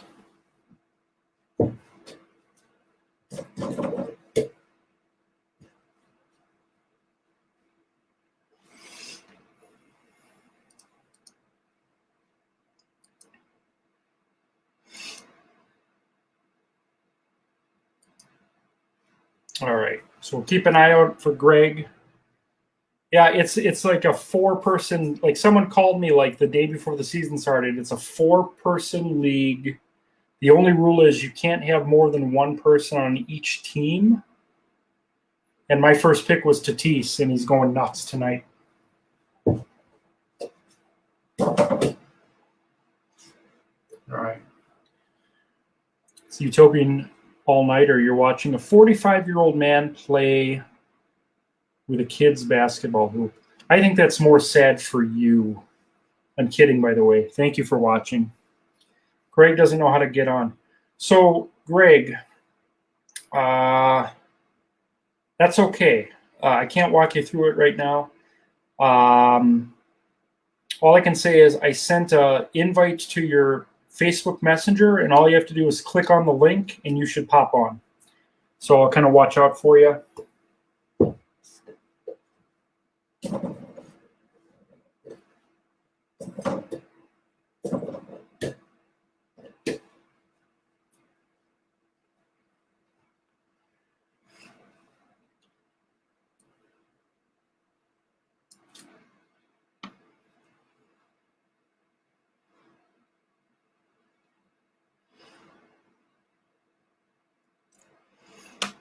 All right. So we may have Greg on. We might not. I'd love to have you on, Greg. But again, don't call me because I don't answer phones. There's not a human being, dead or alive, that could ring me up right now that I would answer the phone. If Billy Joel called me, I would text him back and say, I'm in a bad cell area. Text me. My daughter could call me right now, and it would go to voicemail. So hopefully we can figure this out, get Greg on the show. I've known Greg since 1990.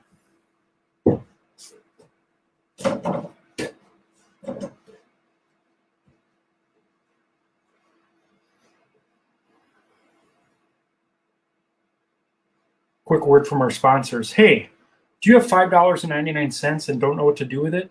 How's about getting a big barrel of cheese balls? It's like a 6-pound thing.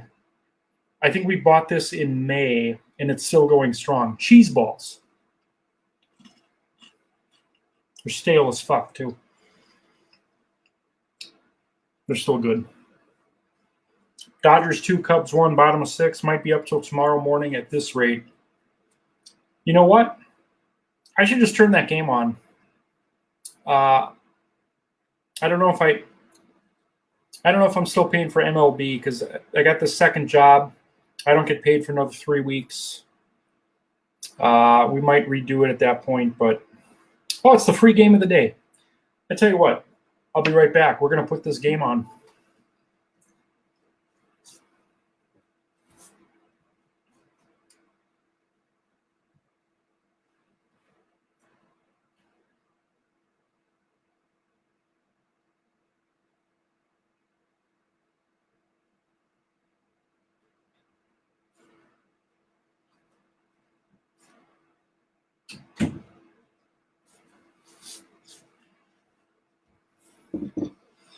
All right, Dodgers and Cubs are the free game of the day on MLB, so we're going to watch it.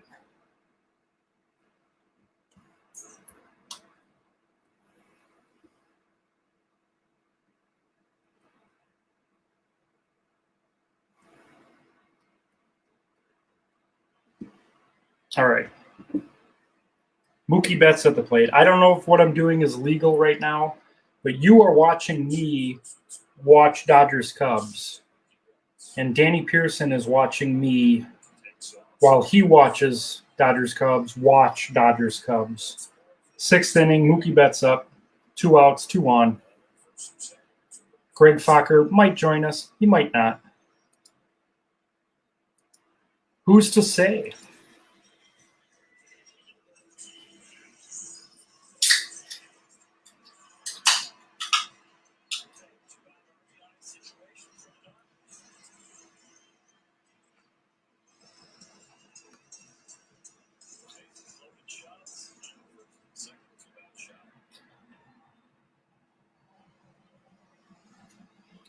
It's Utopian All-Nighter. You're watching me snack and shoot baskets.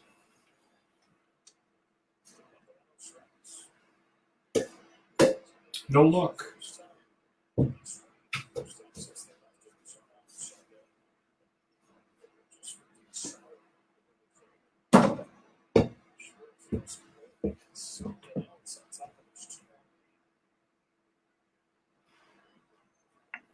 All right. Yeah, I missed both of them terribly.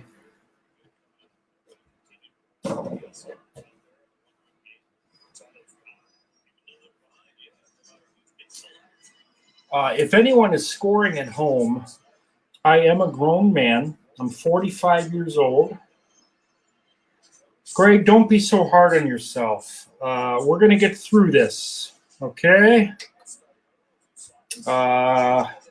Even if we can't have your handsome face on the air, we can still interact through the comments.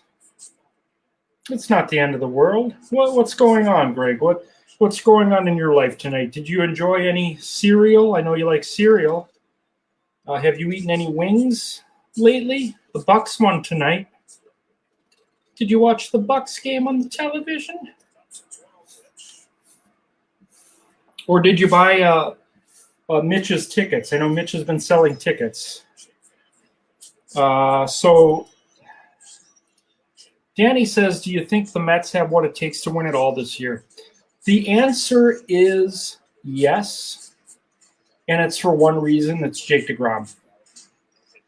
If the Mets just make the postseason and they're in position for DeGrom to pitch games 1 and 4 of any series, they should win the series. I mean, the guy has a .5 ERA. For those of you that don't know what that means, it means he's giving up 1 run every 18 innings. So for that reason alone, if the Mets can just win the DeGrom games, they only have to win 1 other game in a best-of-5 and 2 other games in a best-of-7. They're getting Syndergaard back. Tawan Walker's lights out. Marcus Stroman's been lights out. That's 4 aces right there. Not to mention you've got Frankie Lindor, Pete Alonso. You got the bench mob. I'm not saying the Mets are going to win the World Series. I'm saying they have a legitimate chance to do it for the first time since 1986. And for that reason, I'm excited. Greg says no. Tell me why no, Greg. Tell me why no.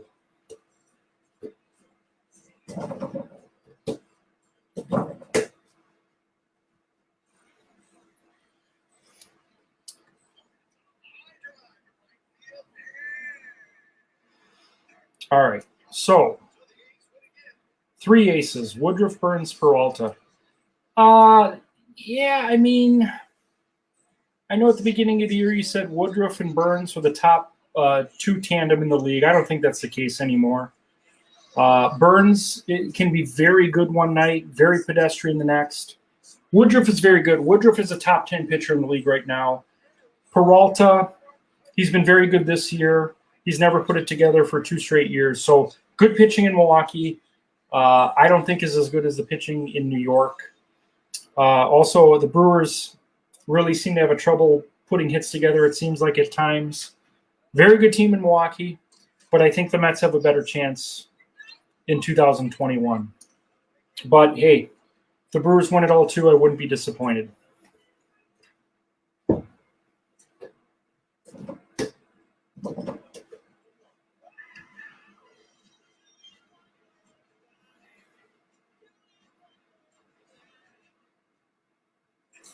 Greg says Brewers won't even win the Central. Well, I think they will. I think they'll win the Central.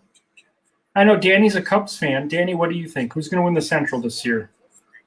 I think the Brewers are. At the beginning of the season, I said Cardinals. I said the Cardinals would win the Central. The Brewers would be the wild card. Cubs in third. Right now, I think if the Cubs lose tonight, the Brewers have a game lead. But I don't know. I think the Brewers can win the Central. I just think the Mets right now with DeGrom, if DeGrom stays healthy, that's the factor. If DeGrom is pitching the way he is in the regular season right now, and I've never seen anyone pitch to the level he's doing it in 2021, I think the Mets are going to be hard to beat in the postseason. That's all I'm saying.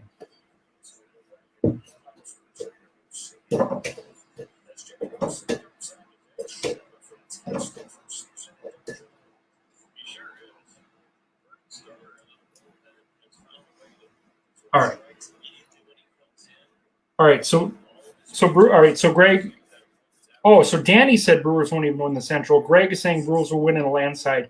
I don't think they'll win in a landslide. I think it's going to come down to the last. It's going to come down to the last week of the season. Greg says all I hear is DeGrom. Well, that's. I mean, what more do you want? The guy's got a 0.5 ERA. Who's going to beat DeGrom in the postseason? If he gets 2 starts a series, they're going to be tough to beat. It's tough to overcome that. People say the NL East isn't that great this year, but they're 10 games over 500, so they must be doing something right. I'll take DeGrom over any of those Brewers pitchers you named. That's it. Well, yeah, but again, in a sport where pitching is dominating this year, I'll take the team with the best pitcher, and then I'll take Stroman as my 2. I would take Stroman over Burns right now. I would take DeGrom over Woodruff, and Noah Syndergaard hasn't pitched in a game since September of 2019. I'll take Syndergaard over Peralta.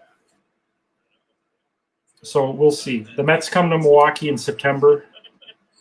I'd like to attend a game or 2 if that were to happen. Danny says if the bullpen keeps going and the bats get more consistent, they win the Central. Yeah, I think it's going to come down to the Cubs and Brewers. I really do. I think the Brewers are going to win it, but maybe that's a homer in me. But it's going to be interesting. I think the Mets are going to win their division by 6 or 7 games. They're up 4 right now. And I think Danny agrees with me. He'll take DeGrom on the Cubs over any starter the Cubs have. I'll take DeGrom right now over any pitcher ever the way he's pitching right now. 0.5 ERA. That's insane.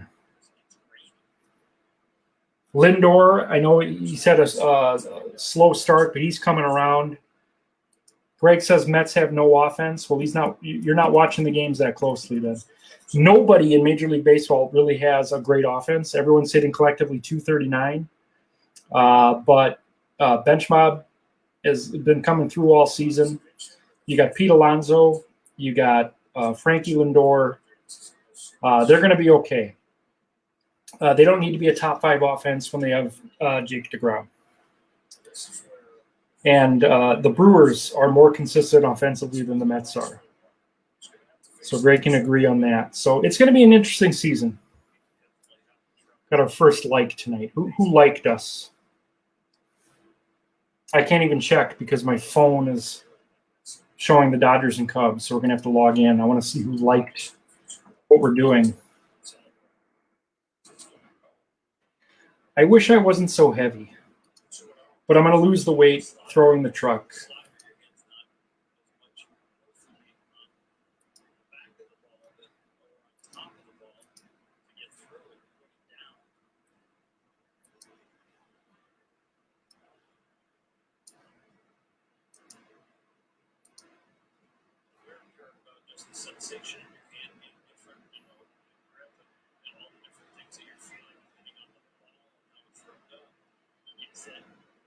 All right.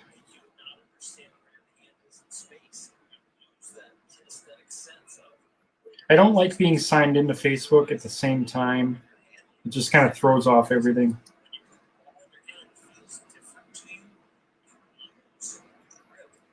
Greg says, slam that shit. What am I slamming, Greg? What are we slamming? What are we slamming? Tell me what we're slamming, Greg. You talking about the hoop? You don't think I can slam on that shit? I can slam on that shit all day. No look, baby.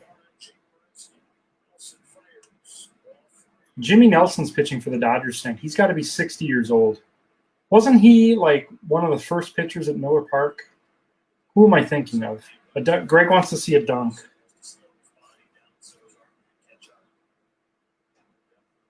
Here we go. Yeah, look at that. Like a bouse. Slamming that shit like a bouse.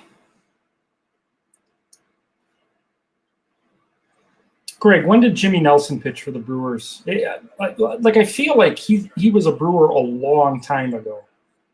Who am I thinking of? Am I thinking of someone else? Here comes a leg cramp. For you, Danny, mine is starting to get better. Like now my foot hurts because I have heel spurs, but I don't want to sit down because that was just very painful and awkward. I bet there were people watching thinking like he's having a heart attack right now. Nelson pitched in 2014. Why do I think it was longer than that? I believe you. You're a bigger Brewers fan than I am. I like the new look. It looks like he's shaved head, big beard.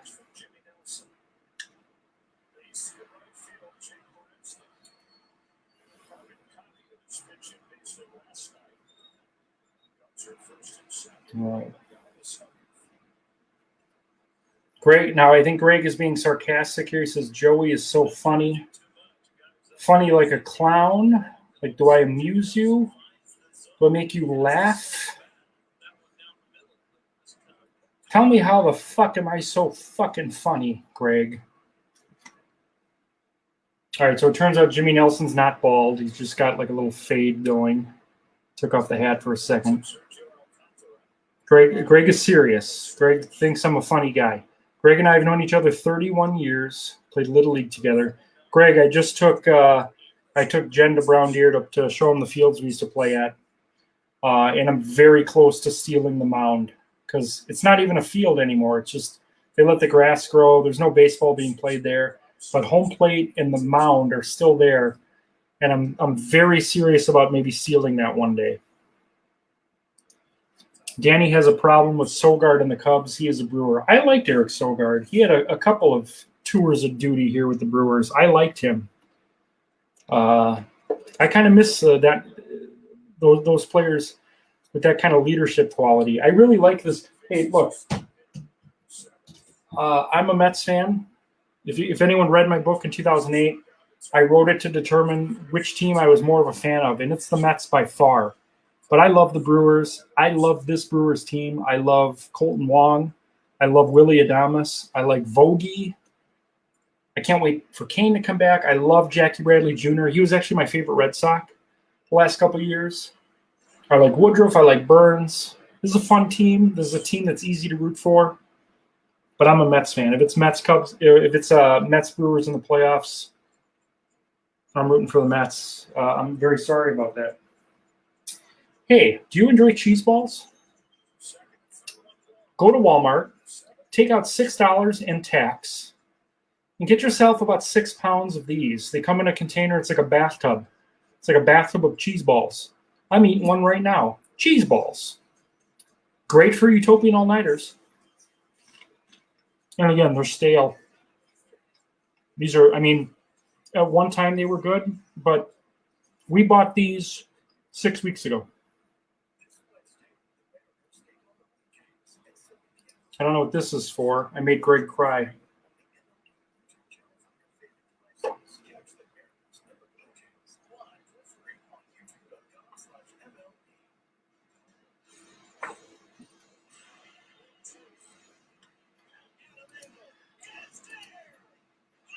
Greg enjoys spicy garlic. Wings, I'm assuming. That's my favorite sauce at B-Dubs. And I still have a $25 gift card that we need to murder at some point, Greg. Let's make that happen. Let's get some wings down our throats. Let's enjoy some spicy garlic flavor. Not this weekend because it's All-Star Weekend here in the Utopian Baseball universe. Greg, give me a prediction. Who's going to win the All-Star games tomorrow? North versus West. South versus East. Give me a winner. Give me winners for those two games. Give me a winner on Sunday.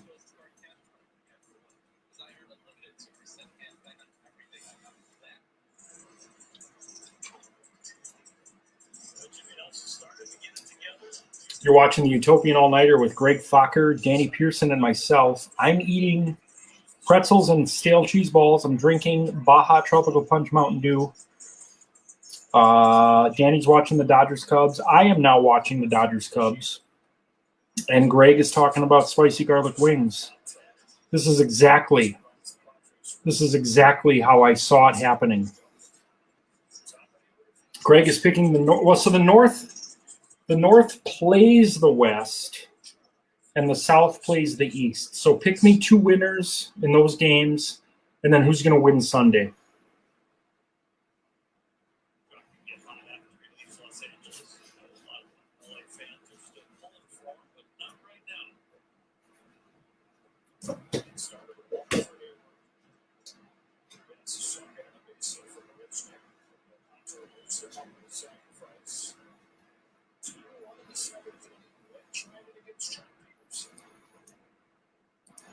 All right, so Greg is picking the North and the East. And then who's winning that game Sunday between the North and the East? Greg is our resident expert of all things simulated all-star game for the Utopian. Second half of the season kicks off Monday. Cardinals at Cubs from Wrigley Field. ABC, Monday Night Baseball. Al Michaels, Tim McCarver. Greg is picking the North. So if that comes to pass, if the North wins the All-Star games this weekend, there is a 1 in 8 chance that next year's All-Star game is going to be at Wrigley Field or Miller Park or PNC. You, the universe, will decide. Danny says, I'll just be opposite west-south, make it interesting. South. Danny's picking the South. East won it last year. East beat the South in the finals last year. We do a rotation. So Greg is picking the North. Danny's picking the South. A civil war here in the Utopian baseball universe. Again, if you're just tuning in, you're watching Danny Pearson, Greg Fokker, and myself talk about baseball, wings, cola. I'm a little bit out of breath. I had a cramp earlier in the show, and that's why I'm standing now. And I'm just really sore from what I did this morning. It was the first truck I've thrown in 2.5 years. I'm sore, and I'm tomorrow working 3 hours, Sunday working 3 hours. So I'm very excited. Cubs have tied the Dodgers here 2-2. Greg still thinks I'm funny. I can never tell if he's being genuine or not because we're just typing here. It's hard to tell. Danny Pearson says tie game. Showing the comments here. You guys okay with me showing the comments to the world? They can see them anyway. But now they can see them in 2 dimensions. They can see them in the thread and on the screen right now. Again, Danny Pearson, Greg Fokker. Greg was brought into the Utopian Baseball universe by myself. Danny Pearson was brought in by Geeker Cruzen, who we've learned his real name is Nick. He's actually the newest member of the Fugazi Fantasy Football Federation, a WWE-themed fantasy football league. 4 new members this year: Cody Jones, Jessica Bailey, Geeker Cruzen, John Boyd, all the newest members of the Fantasy Football League. Greg is being serious now. We're having a little moment here. Greg and I go back 31 years. Greg and I have watched porno together. Greg and I have made prank phone calls together. We have watched SNL. We've watched many a Brewer game together. We both made fun of this man, John's son. We've eaten pizza. We've eaten chips, dips. We've drank soda together. We've played Madden. We've played RBI. We were Little League teammates. Greg Fokker and I, nasty boys for life. Danny Pearson says, I haven't watched WWE in years. I don't watch it now. I haven't watched it. I haven't watched the current product in 7 years. But 7 years ago, the WWE Network debuted, and I love the WWE Network. But now that's gone, and now like 8% of what was on the WWE Network is now on Peacock. So I'm not interested until And if anyone at Peacock is watching this, you're not. But if anyone that's a member of this group knows someone that works at Peacock, start uploading the old shit from like Mid-Atlantic and World Class and Clash of the Champions and all that shit, Wrestling Challenge, and I will rejoin Peacock to watch the old stuff. I want to see stuff from the 80s and 90s. I don't give a shit about any of the current stuff right now. Greg says this is so great. Well, I appreciate that, Greg. I am in a good deal of pain right now because now that my cramp is gone, I'm standing on a left foot that I shouldn't be standing on because I have heel spurs. It doesn't affect my work because my work I'm moving. So that's a good thing because the constant movement is good for the clots and all that. So I am going to try to sit down a little bit and just roll my ankles.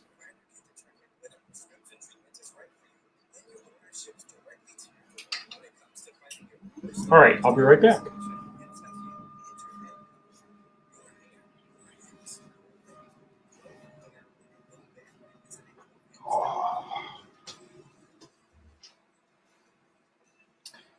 All right, so this might be just a mix of me standing and sitting, and we're going to sit right now because my foot hurt.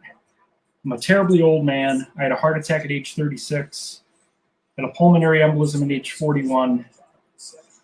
I'm throwing trucks again. I'm trying to lose weight.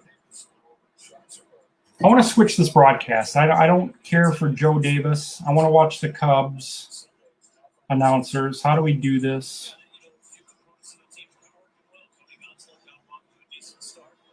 I got to figure this out. I don't want closed caption. All right, so MLB.TV.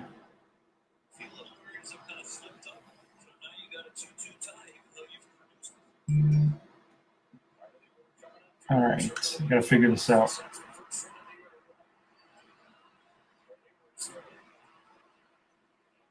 I know how to do this on my desktop.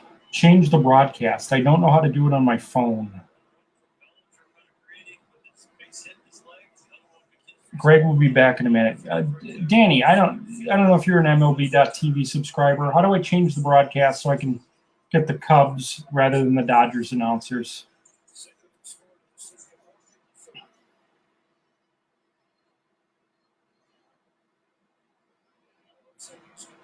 Let's see.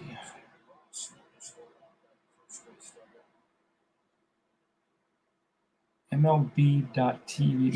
Maybe there's not an option for the free game.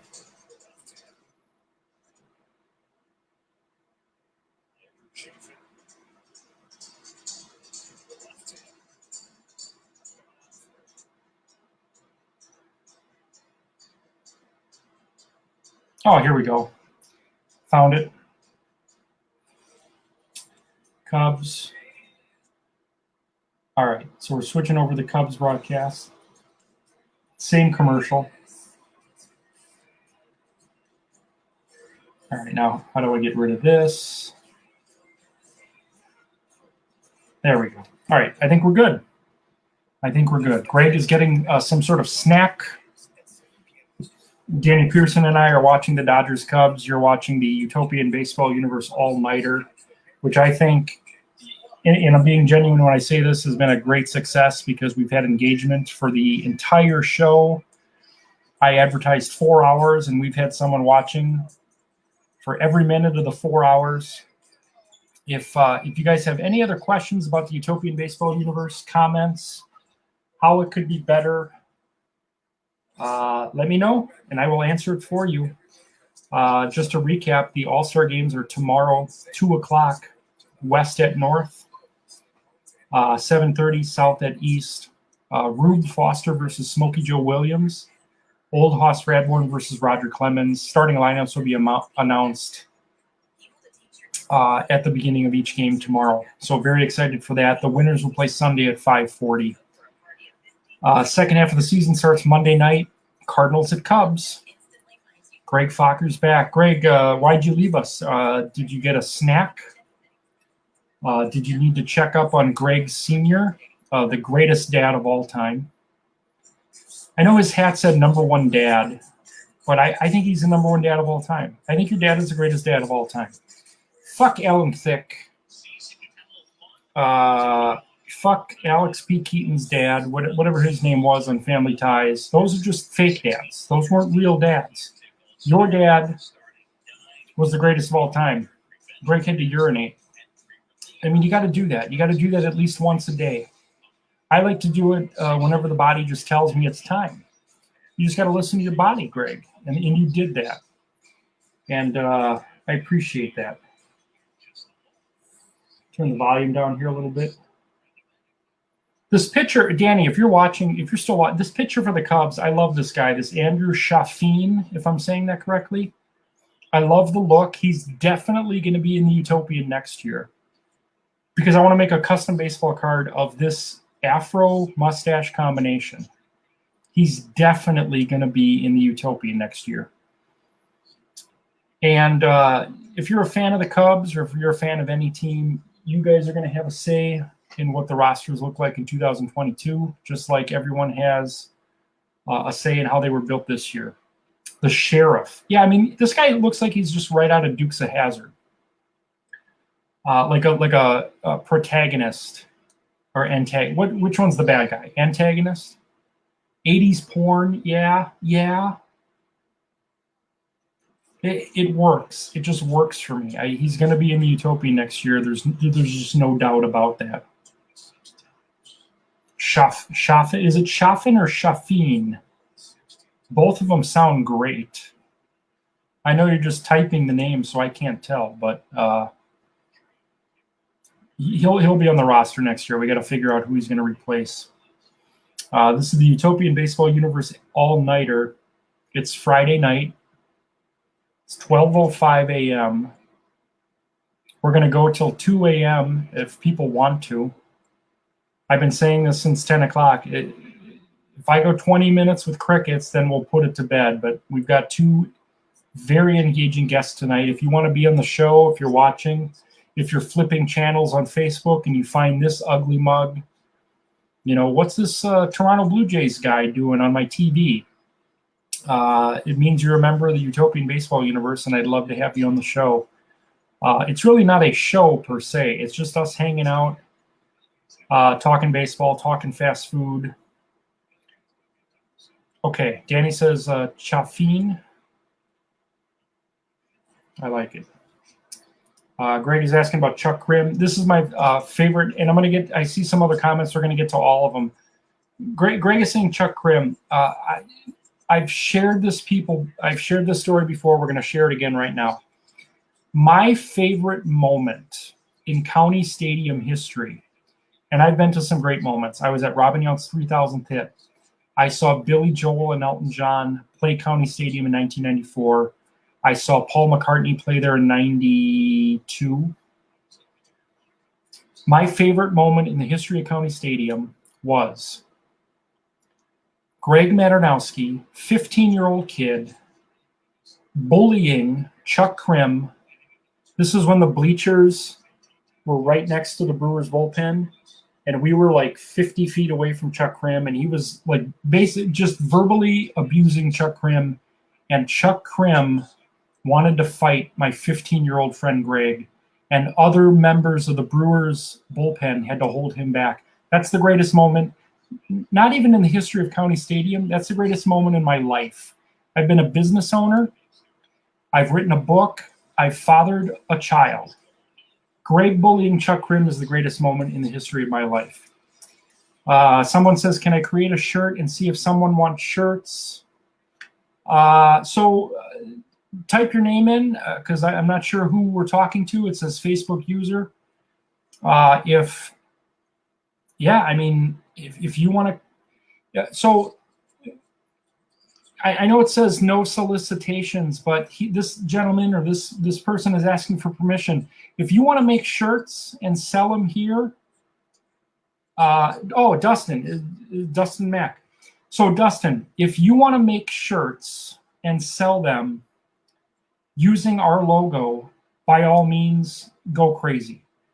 I'll give you permission. You can keep all the profits. I don't care if it spreads awareness about the Utopian baseball universe. That's great. So yeah, I promised you I was going to send you the file. I don't know if I did that or not. You have my permission to do that, and we'll post it within the group. If people want to buy them, I'll buy one. I'll buy 3, because I'm all about spreading the word. So if you want to do that, I will say right now that I have no capital whatsoever. I don't have any money to invest in anything. But if you want to create something and want to just take 100% of the profits, you are welcome to do that. You have my permission to do that. Would you buy a Utopian Baseball Universe shirt if it was available? Because I think that's what is being discussed here. Dustin, who was brought in by Mitch Nellis, might be making shirts for us. I think that would be awesome. Greg says, much love. No, I'm being serious. The Chuck Krim moment is the greatest moment of my life. It's the greatest moment in the history of the world. I love it. So, Dustin, if you're still here, Greg would buy one.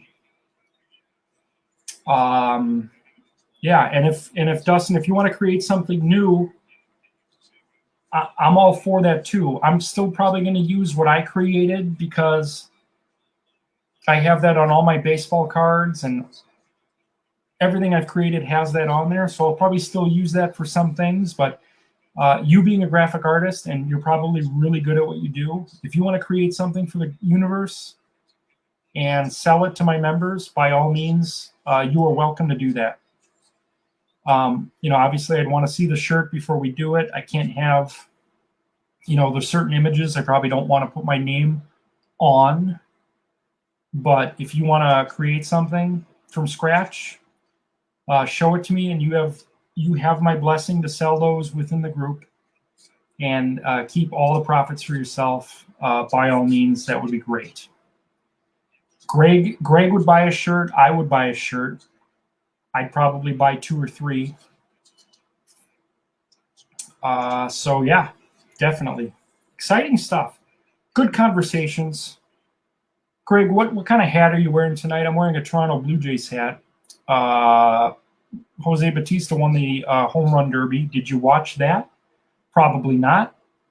Although it was on before the Bucks, but I think it was on during the Brewers game, so you probably weren't watching. But it's 80 minutes. The last 3 rounds are on there. Jose Bautista beat Billy Williams in the final. Greg says Army. Wearing an Army hat? All right, fair enough. There's no wrong answers here in the Utopian Baseball universe when it comes to hat apparel. Now I got to be really careful. I got to start moving my limbs here. Let's talk about cheese balls one more time. Cheese balls. I want you tomorrow morning. I want you to go to your local Walmart, Pick and Save, Piggly Wiggly, wherever you live, that local grocery store. Find it. They're here in Wisconsin. $5.99. You get like 1,200 of these in a barrel. They're called cheese balls. I know it's funny to say balls. It's a funny word because it makes you think of testicles. Get yourself some cheese balls. $5.99 for like 1,200 of these. The ones I'm eating right now went bad about 4 weeks ago. Kroger. I can't eat these. They're terrible. I know I'm doing ads for them, but I let these sit too long. Don't let them sit more than 4 weeks.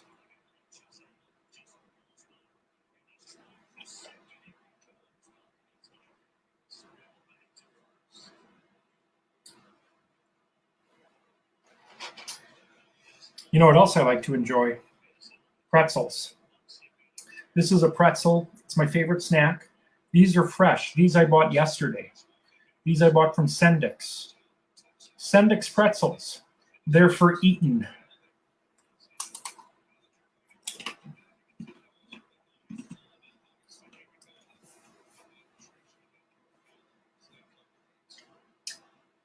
Utopian Baseball Universe All-Nighter with Danny Pearson, Greg Fokker, and Dustin Mack.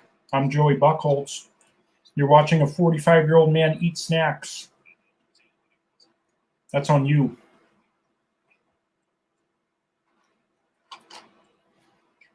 Sometimes the pretzels are broken, but they still taste pretty good. This one looks like an Indianapolis Colts helmet, right? Am I right, Greg?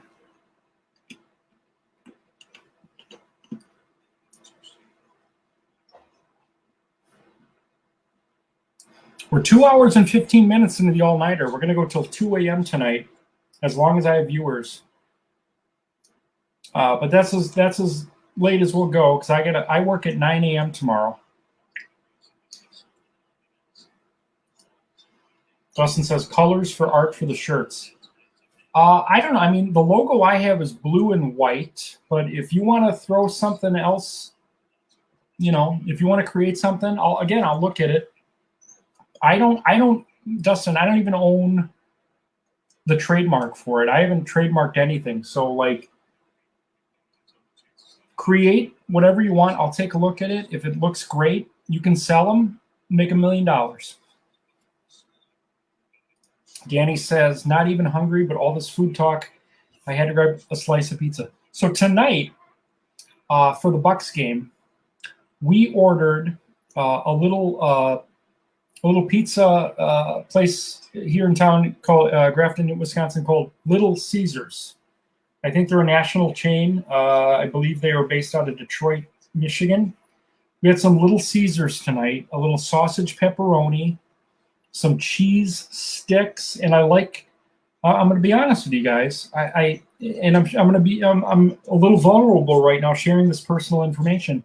I really like that buttery garlic sauce. It's butter basically, but it has kind of a garlic flavor. I like that for the crust, if I'm being honest. And I'm sharing a lot of personal information. Next, we're going to talk about the color and shape of my underwear. True story. The underwear I'm wearing right now, I bought at TJ Maxx. They were 6 pairs for like $13, and it was a brand I'd never heard of. Let's take a look. So the name of the brand, and if I'm making you guys blush right now, you guys are looking at a pair of my underwear. It's called Jake & Company. So I bought these 6 pair of these for $13. They don't fit. They're very tight to the point where I've already ripped 2 of them right in half. They're gone. 2 of the 6 pair gone after a week. But they looked good in the package, but they're just a little too small. So we're gonna have to replace those. I get paid. I have a new job. I get paid in about 3 weeks. We're gonna get some new underwear. Greg, is that okay, Greg? If I get some underwear? Gonna get some underwear that fit, because right now you're watching a show with a host that's wearing underwear that doesn't feel too good. And the baby Jesus, the location that he put my twig and berries, it's not the most comfortable thing in the world. So we gotta rectify that at some point. Greg is asking if I can do a fake left and then dunk that shit. I'm not gonna dunk right now because I'm very comfortable sitting right now. I'm watching the Dodgers come. We'll get back to the basket here shortly. We can at least show it here. Where do I work? So for the last 3 years or so, I'm a live-in caregiver. I'm taking care of my mom, who has Alzheimer's and had a major stroke. So I get paid by the state to take care of my mom. However, I gained a lot of weight during the pandemic, so I want to lose said weight. So I took a job at Dollar Tree. I unload their weekly truck, and then I basically stock the store whenever I want. They don't even give me a schedule. They just tell me to come in whenever I can. So as long as there's another person there, I work 5 to 9 a.m. Or I'll usually come in 6 to 9 p.m. or some afternoons. Like if my mom goes down for a nap, I'll go in for a couple hours. I end up working about 3 hours a day. Probably going to do about 6 days a week. But as soon as they hire someone that's going to come in mornings, I'm going to work every morning, 5 to 9, 7 days a week. Get done with my workday at 9 a.m., take care of mom, do a couple nights, so get me to like maybe 25, 30 hours a week. Get some stuff paid off, buy more hats. Everyone needs more hats, right? And the important thing is losing weight. Danny says, sorry to hear about mom. Yeah, I mean, she's doing great. She's actually doing great. She was diagnosed with Alzheimer's about 5 years ago. And 3 years ago, she had a massive stroke. So she has no use of the left side of her body. Memory's gone.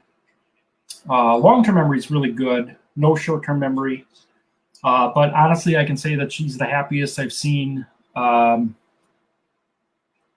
that I can ever remember. She just laughs a lot, and she enjoys Packer games and mashed potatoes and watching Impractical Jokers. She has a big crush on Sal's dad. So it's not bad. She's happy. So thank you, Danny, for mentioning that. But yeah, I want to lose some weight. I lost 89 pounds actually working at Target before her stroke. And then I had to leave Target because I basically take care of her. It's almost around the clock. I get a lot of help, but it's I got to lose weight. I just got to do it. If I want to be doing the Utopian Baseball Universe 10 years from now, I got to lose weight. Greg says he looks up to me only because I'm taller than you. I'm not really a soldier. I'm just doing what I need to do. Greg looks up to me because Greg is 5'9" and I'm 6'3". So physically, Greg looks up to me. But Greg is my hero because he introduced me to pornography. This is live, by the way. This is live on Facebook. I wonder how much of this is going to get taken down. I also have to upload this to YouTube later. I don't know if that's a family site, but there's a lot of stuff you can watch on there that's maybe not family as well. But yes, Greg introduced me to pornography in 1990. And thank you, Greg, because it helps me. It helps put me to sleep at night. I'm not going to lie to you. Thank you, Greg Fokker. Stop. LOL. Now, I have a question, Greg. Are you actually laughing out loud, or are you just typing that? Because a lot of people type LOL, but they're not even smiling. I got a feeling you're laughing out loud at twice the rate because you typed it twice. And I'm sorry if I'm embarrassing you, but I think my life would be different had you not pulled out your dad's copy of Night Trips in 1990. I mean, that's a fact. That's a fact of life. But yeah, I mean, we joke a lot here on the Utopian All-Nighter, but Greg's like a brother to me. Like I said, we've been friends since 1990. We were nasty boys in Brown Deer Little League for the Bucks. He'd pitch 3 innings. Some loser would pitch an inning. Or I would pitch 3 innings. Some loser would pitch an inning. He would pitch 3 innings. He would usually strike out like 8 of his 9 guys. I was more of like the crafty, give up 3 hits and earned runs, strike out 2. He would strike out 8 and blow them away. Greg had the sexiest mullet I've ever seen. Just that wavy hair, just all the posters we would sell. Yeah, so good times.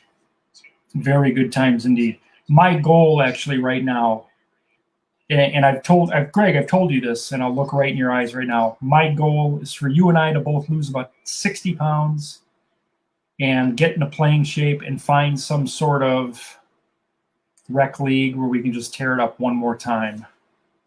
So you got a comment here, Greg, if you want to take a look. So Dustin is creating shirts probably in real time right now. Send it my way too, Greg, Dustin. If you have something that you're working on, I'd love to see it. And again, I can't stress this enough. if you want to sell shirts within my group that say Utopian Baseball Universe, you have my full permission. So Greg and I are going to lose a lot of weight, and we're going to play some baseball at some point, because that's my goal.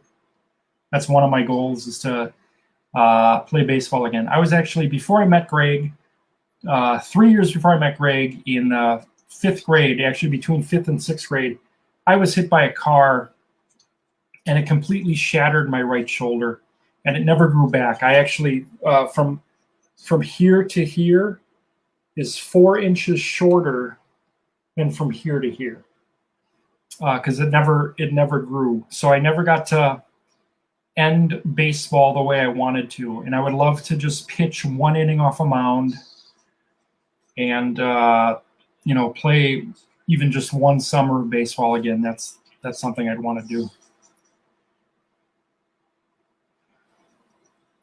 All right, so Dustin has sent me a prototype, so we're going to log into the book faces. Aren't I cute when I call Facebook book faces? All right, here we go. Taking a minute, as they say on MTV, to load.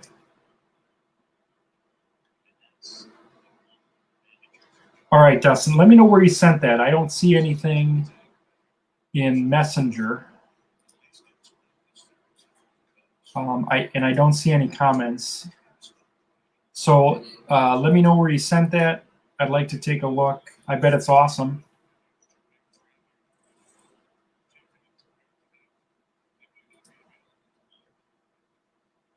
I want to be careful. I don't want to open up the Facebook video of this, because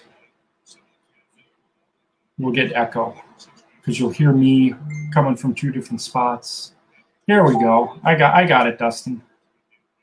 I got it. Opening it up now. Let's see. Just taking a second.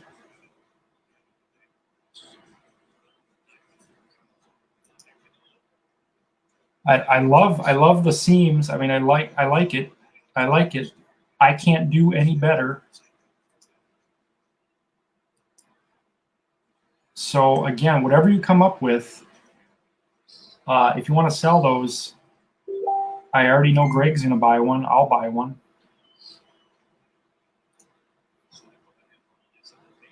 Greg sent it to me as well.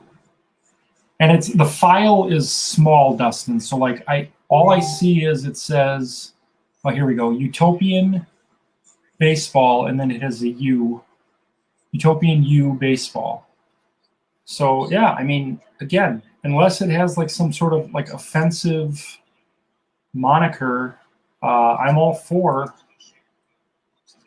whatever you'd like to sell, and I'll throw it up on the group, and if people want to buy it, that's great.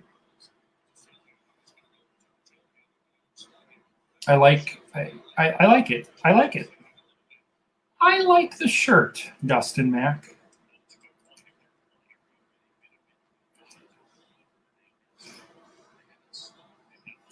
All right.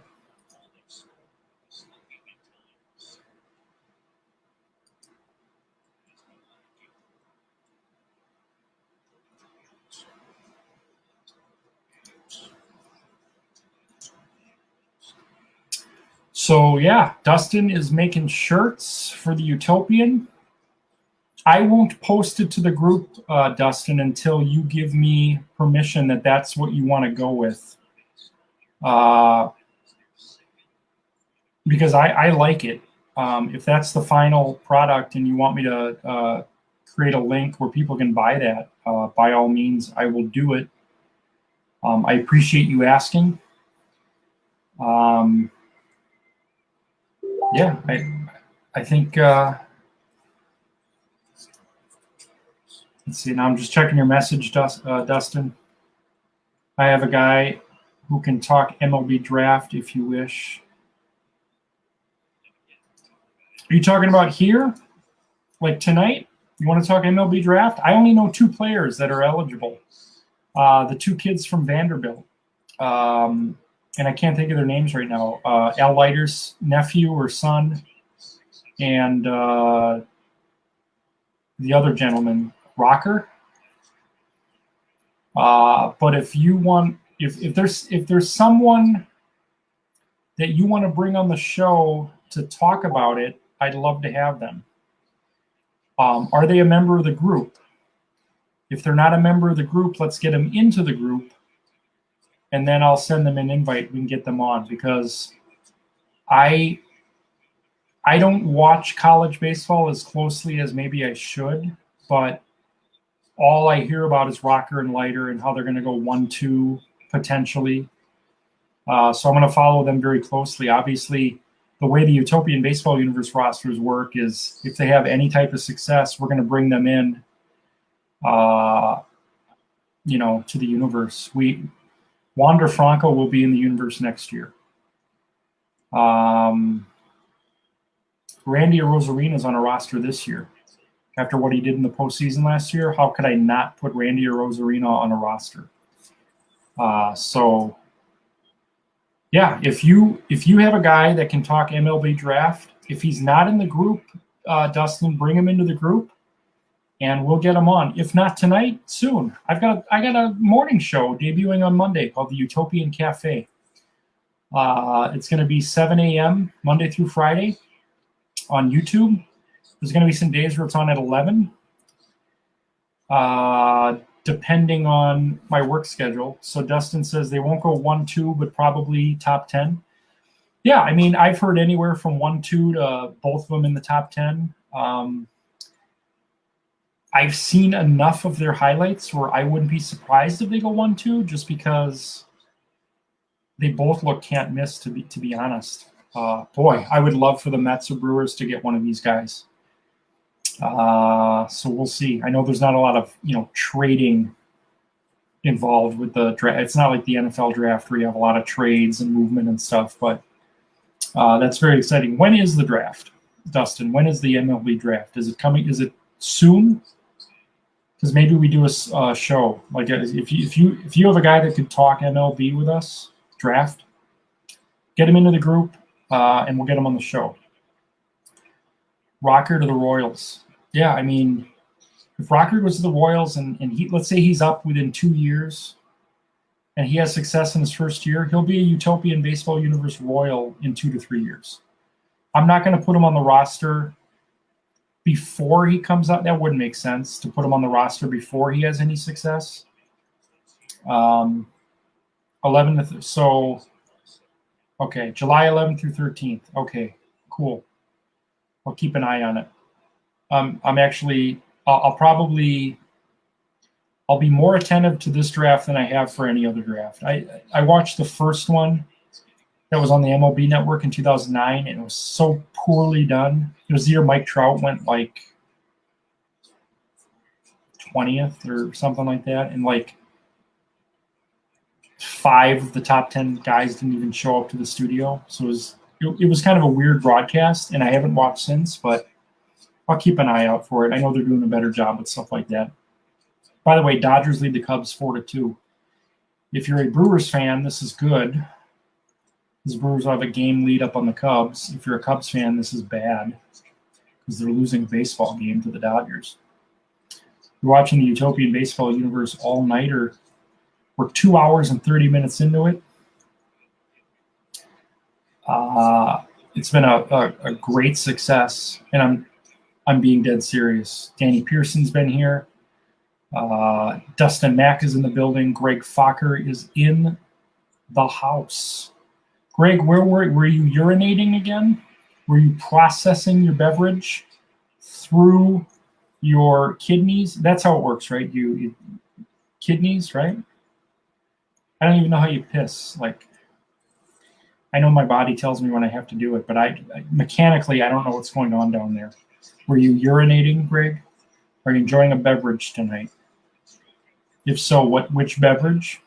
And we'll plug it on the show. We'll plug Greg's beverage on the show.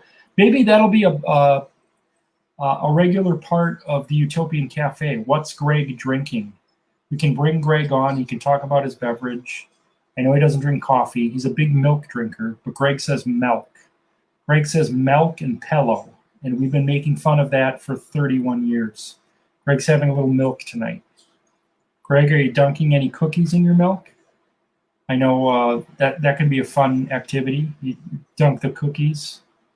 Gives the cookies a little bit of a different vibe, if you will. You know, that cold milk. No to the cookies, so just straight milk. I like it. I like it a lot. Greg's drinking milk right now. A lot going on tonight. Greg is drinking milk. Dustin's making shirts. Danny Pearson's in the building. We're watching Dodgers Cubs on MLB.TV. Danny's probably watching it on Real TV. I'm not going to eat these cheese balls anymore because they're just stale. But we're enjoying pretzels. And if you haven't had a pretzel, it's just the tastiest snack you'll ever have. It's salted. It's it's just good. It goes with mustard, cheese, any type of cheese, dip, and mustard. I like peach honey mustard with my pretzels. I get it at the Mustard Museum in Middleton twice a year. I usually go. I'd love to get back. I didn't go in 2020 because of COVID, but pretzels. It's just it's the official snack of Utopian Baseball Universe. Sendix. How am I doing? How am I doing? I mean, I'm doing great. I'm enjoying pretzels. I could use another drink.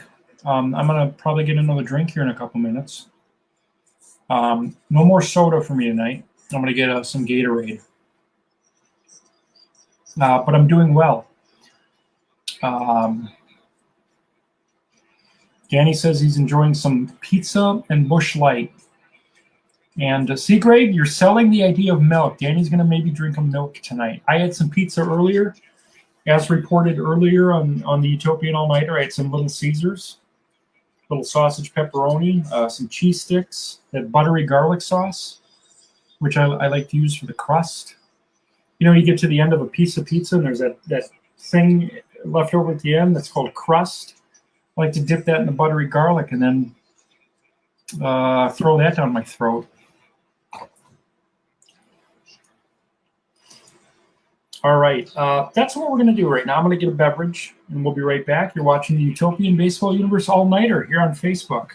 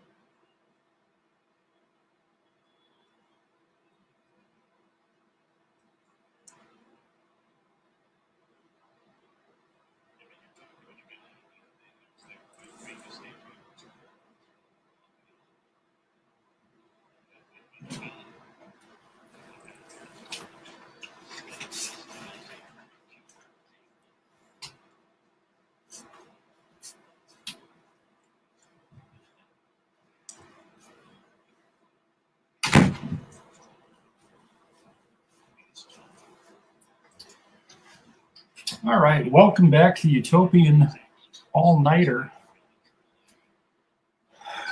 So we're rocking some Glacier Cherry Gatorade. They're the little flavor packets I get at Pick and Save. It's just water with a little flavor. Andre Keelis. Joey doesn't remember him. So I guess this is an inside joke that goes back many, many years. Apparently there was a guy that went to grade school with Greg and I named Andre Keelis. I don't remember him. He remembers him. Everyone remembers him. I don't.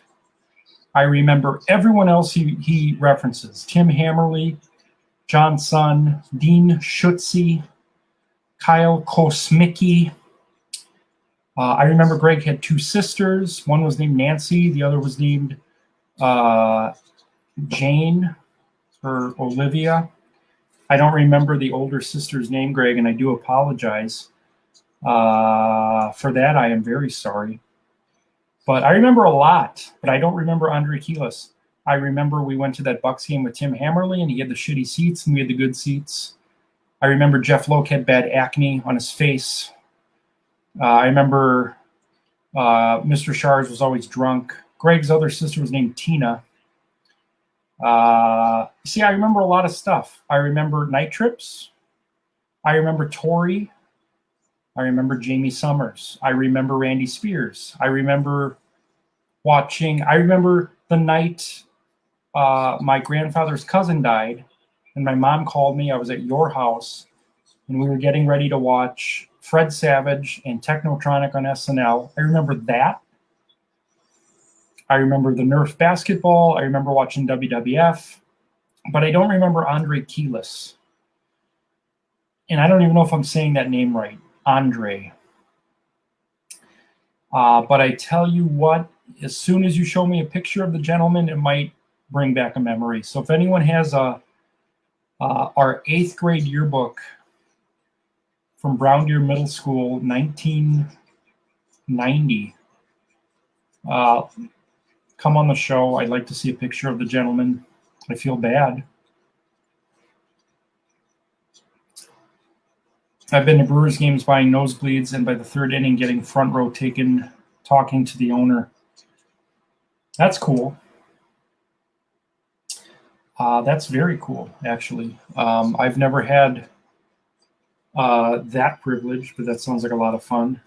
Greg wishes he had that yearbook. Yeah, I mean, there's other people in this group. Our mutual friend Bob Balboa, who's not a huge contributor to the Utopian Baseball universe, but he might be watching this tonight. Bob, if you're watching, I'd like you to provide us with our 8th grade yearbook. And I want to see a picture of this Andre Keelis to see if that brings back any memories, because I feel bad. Well, now Greg's saying he wasn't in the yearbook. I'm starting to think that this guy didn't exist.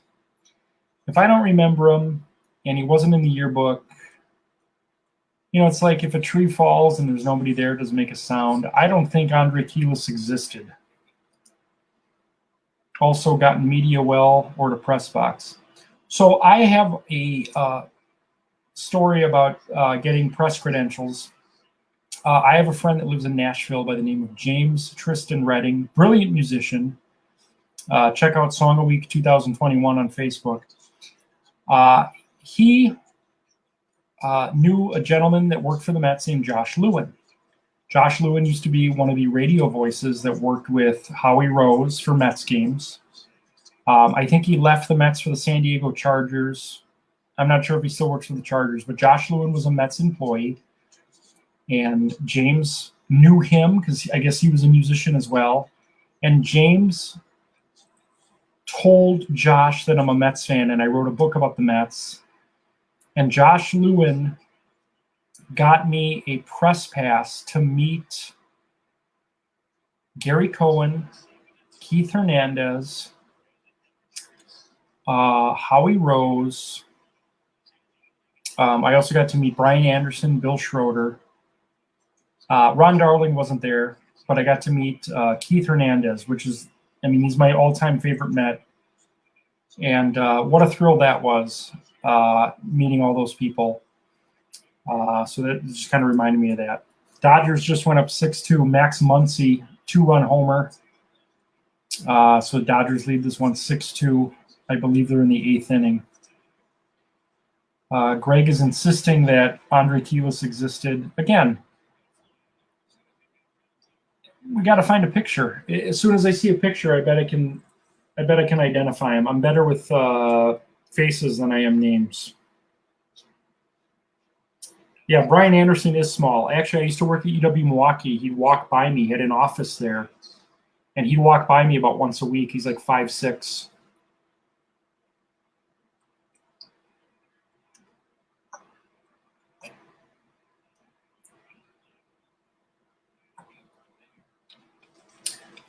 This Gatorade is fantastic. Glacier Cherry is the flavor. Tonight's Utopian Baseball Universe All-Nighter is brought to you by Glacier Cherry Gatorade. They're not an official sponsor, but we're making it seem like they are. Also brought to you by Broken Pretzels. They taste just the same as regular pretzels. They just look shitty.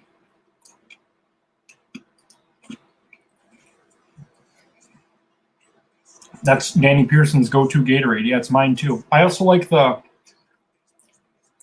ice blue one. It's like a blue raspberry type. I like that one too. You should never try to talk to Bob. Let him come to you and we'll be golden. Are you talking about Bob Uecker? So here's a great story about that day. I brought a book for every member of the booth. So Keith Hernandez got a copy. Josh Lewin got a copy. Gary Cohen got a copy. Howie Rose got a copy. Bill Schroeder got a copy. BA got a copy. And I brought one for Bob Uecker. Bill Schroeder walked me 50 feet away. And he said, don't even make eye contact with Bob Uecker. You won't even have the opportunity. His door stays closed. And Bill Schroeder doesn't even get to talk to Bob Uecker. So I just left it. And who knows? It's probably in the garbage somewhere. But I had a 5-minute conversation with Keith Hernandez. That was the biggest thrill of my life, getting to talk to Keith Hernandez about the 1982 World Series. He has a copy of my book, and I know, I don't know because I haven't seen him since, but he said he was going to read it throughout the rest of that road trip. So that's a big thrill for me, getting to meet Keith Hernandez. Bill Schroeder actually, so this is actually kind of a funny story. Later in that same summer, this is 2014, I had the opportunity to attend a hitting camp that Rob Deere put on with a friend of mine. And Bill Schroeder was one of the guests, and I actually hit a fly ball. It was the Rock in Franklin, and they have a replica Fenway Park, and they have a replica PNC and Citizens Bank. We got 3 or 4 replica parks, and one of them is Fenway. And I took Bill Schroeder off the Monster, and it's the exact same dimensions as regular Fenway Park. So I took Bill Schroeder off the Monster, and 30 minutes later, when we played our first official game, I hit a line drive, I think, to short, and running to first, I tore my calf muscle completely off the bone and was on crutches for 6 weeks after that. So I did it in front of Rob Deere, Bill Schroeder, Jerry Augustine. I think Jim Gantner was supposed to be there, but he didn't show up. But that's the last time I talked to Bill Schroeder. And I know he's read actually my book because he had actually mentioned it at that camp. I said, do you remember me? I gave you the book. He's like, yeah. I don't know if he was being serious or not, but when I re-mentioned the book, he's like, yeah, it's great. It's great. Again.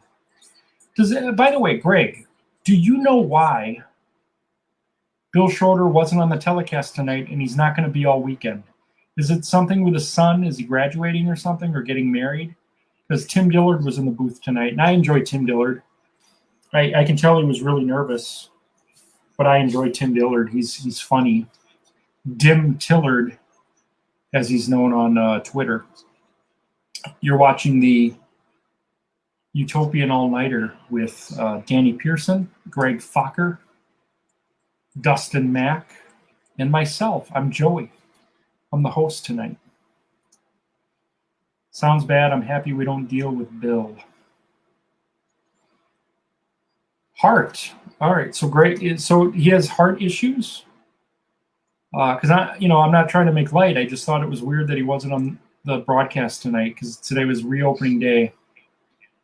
So all right. If that's the case, get well soon, Bill Schroeder.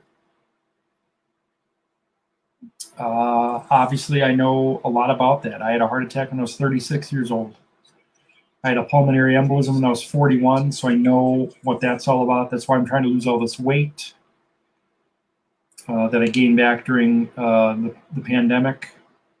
So if that's the case, get well soon, Bill Schroeder.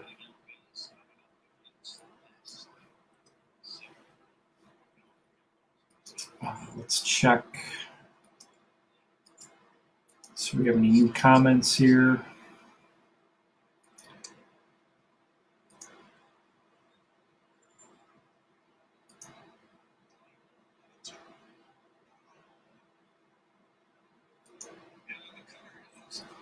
All right. Coming up on 3 hours here. Danny Pearson says, Jim Thome owns a lot of land by me, so a lot of MLB players go to hunt and fish. I was at a local bar, and Thome, Andre Dawson, and Chipper Jones walked into a bar, talked to them for a bit, but didn't want to be that annoying fan. It was pretty cool. That's an awesome story. All three of those gentlemen are Utopian Baseball Universe members. Thome of the Indians, Dawson with the Expos, Chipper Jones with the Braves.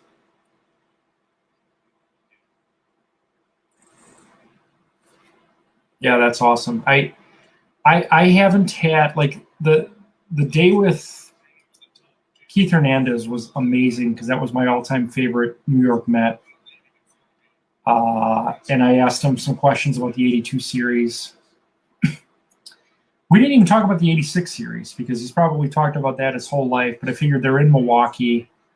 The Cardinals beat the Brewers in the 82 series. I asked him about the Bob McClure at bat in Game 7. They were friends in high school.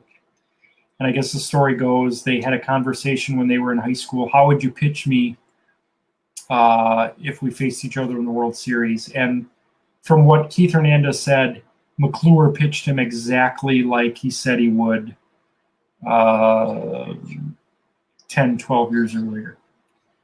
So I thought that was a great story. I haven't had too many run-ins with celebrities. I met the Honky Tonk Man in a bowling alley once. I was actually having, even as I say that, it sounds like I'm joking, but I was having lunch at a bowling alley. I had training in Madison that ended at 11 o'clock, and they said, yeah, it's Friday, just go home. You don't have to come to the office. So me and my friend Andy went to a bowling alley / bar and grill kind of place. And the Honky Tonk Man was wearing like sweatpants and t-shirt. And I knew it was him because of the hair and the sideburns. But I thought I'd ask, are you the Honky Tonk Man? Are you Wayne Ferris, the greatest intercontinental champion of all time? And he laughed. He acknowledged it. And I said, if I could ask you, what are you doing in, I think it was Oconomowoc. So what are you doing in the middle of Oconomowoc on a Friday? He was putting a ring together for a show that night, a wrestling show in, again, I think it was Oconomowoc or Waukesha, I don't know. But so I met Honky Tonk Man, and I met at the airport in 1999. I met Elvis Costello at about 1 a.m. He had just finished a show at the Riverside. I just flew in from Buffalo for a business trip, so I got to talk to Elvis Costello for a couple minutes. And I very, very briefly talked to George Brett in 2008. It was the year that the All-Star game was at the Yankee Stadium, and it went like 14 innings. The next morning, we were flying in for the Billy Joel concert, and as we were arriving in New York, George Brett was leaving, and I talked to him for like 8 seconds. That's about it, and I'm 45 years old. That's about as big as it gets as far as celebrity interaction. So yeah, we're coming up here on 3 hours of the all-nighter. I wonder how long this is going to take to upload on YouTube. And I wonder if anyone's going to watch all 4 hours of this. I wouldn't. I'm kidding. It's been fun. This has been a lot of fun. This one, even if it's just 3 or 4 people watching, I'm having a good time. Dodgers beat the Cubs tonight 6-2, so the Brewers have a game lead in the Central. When we wake up tomorrow, the Mets will have a 4-game lead in the East. Yep, 4-game lead on the Nationals. Brewers have a game lead on the Cubs. So that's not going to put another game on there. All right. It's almost 1 a.m. The Utopian All-Nighter. Again, my guests have been Greg Fokker, Danny Pearson, and Dustin Mack. That's just a cool name. I don't know if that's your real name, Dustin, but it sounds cool. It sounds like we should have Dustin Mack shirts. I would totally. All right, what was that? I think I have ghosts in here. I would buy a Dustin Mack shirt because it's just a cool sounding name. You know what else is a cool sounding name? Greg Fokker.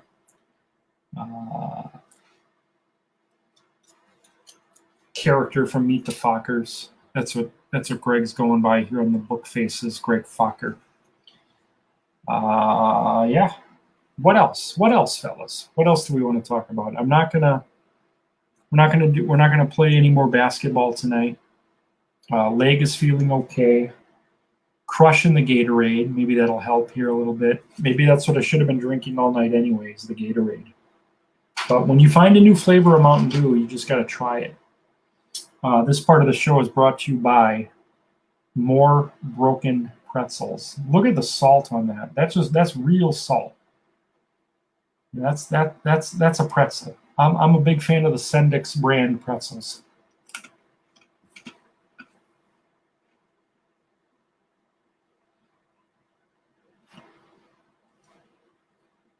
Did anyone here watch any of the home run derby tonight? What did you think of the home run derby? I was telling Danny earlier in the show, I didn't do enough actual fun commentary. I was just keeping track of stats. We'll do a better job next year.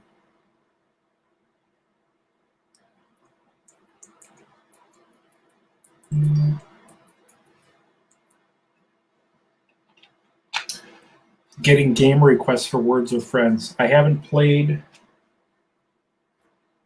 about 4 hours, so people are getting antsy. Greg wants to talk about the runner on second in extra innings. I hate it, but I hate it less than I did when they introduced it. When they introduced it, I couldn't stand it. I don't mind it now. I hope they don't keep it. I hope when pandemic baseball ends that it goes back to the way it was. I don't like the 7-inning doubleheaders. I don't like the runner on second. I don't even like the 3 batter minimum. I just don't like that it's a 3 true outcome league now. I don't like that it's homers, strikeouts, and walks, every third at bat. Danny was watching the Tampa Bay versus New York game. Danny also hates the runner at second. Yeah, I don't like it, but I don't hate it as much as I did when it was introduced. The way I look at it is I know why they're doing it. Major League Baseball, they can tell you that things are great and, attendance before the pandemic were at an all-time high and things of that nature. But the fact is, Major League Baseball is the worst marketed sport out there. And I want to give you an example, and I want to hear what you think about this. Okay. I am a D- level public figure. I wrote 1 book 12 years ago. I've been on the news once about this project. I've been on ESPN radio 1 time. And if this sounds arrogant to anyone watching, I apologize. But in the town I live in, Grafton, Wisconsin, very small town, USA. If I walk into a mall at the same time that Mike Trout walks into a mall, I truly, truly think that more people are going to know who I am than Mike Trout is. And you can't say that for any other top athlete in any other sport.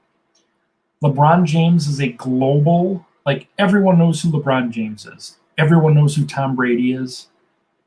I don't think everyone knows who Mike Trout is. Am I wrong? It's just a terribly marketed sport. The other thing is, and I've talked about this on the show, Mike Trout plays in Los Angeles.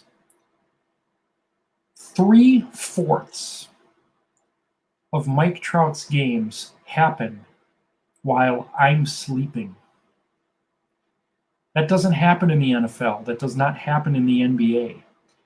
The NBA, if you're the Lakers, you're not playing at 9:30 every night. You're playing on prime time 4 out of 5 nights.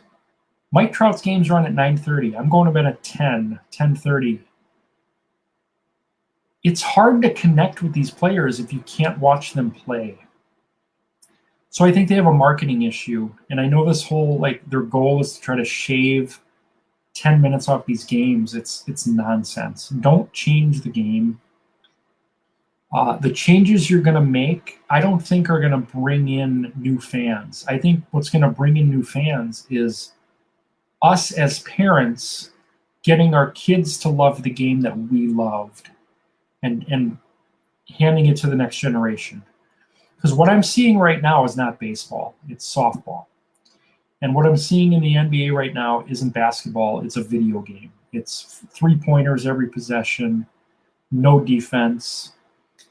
What I'm seeing in the NFL is just, again, it's like a video game. It's just a Madden video game simulation, just passing, 4th and 15, let's pass. I don't know. I think I said this on Facebook earlier today. I like sports way less than I did 5 years ago, 10 years ago, 30 years ago. I'll always love baseball, but my love for MLB gets less and less every year. And that sucks. Greg says pitchers pitching to at least 3 players. I don't like that. I like the strategy of, a lefty specialist. You have a 24-man roster. If you want to use a pitcher for one guy, that's chess. I think right now it's too, I don't know. I don't really like many of these changes at all.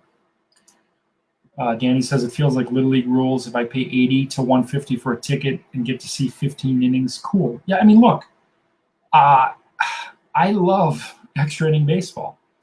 I love 18-inning games. I've been to a handful of 15, 16-inning games.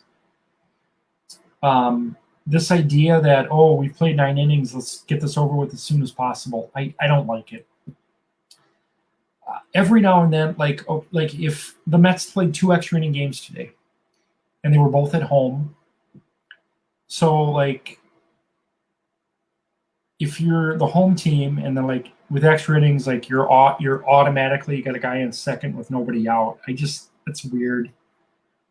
But if you get out of it and then you start your own inning with a guy in second, then it's hey, that's kind of cool. But I want it to go back. I don't like it.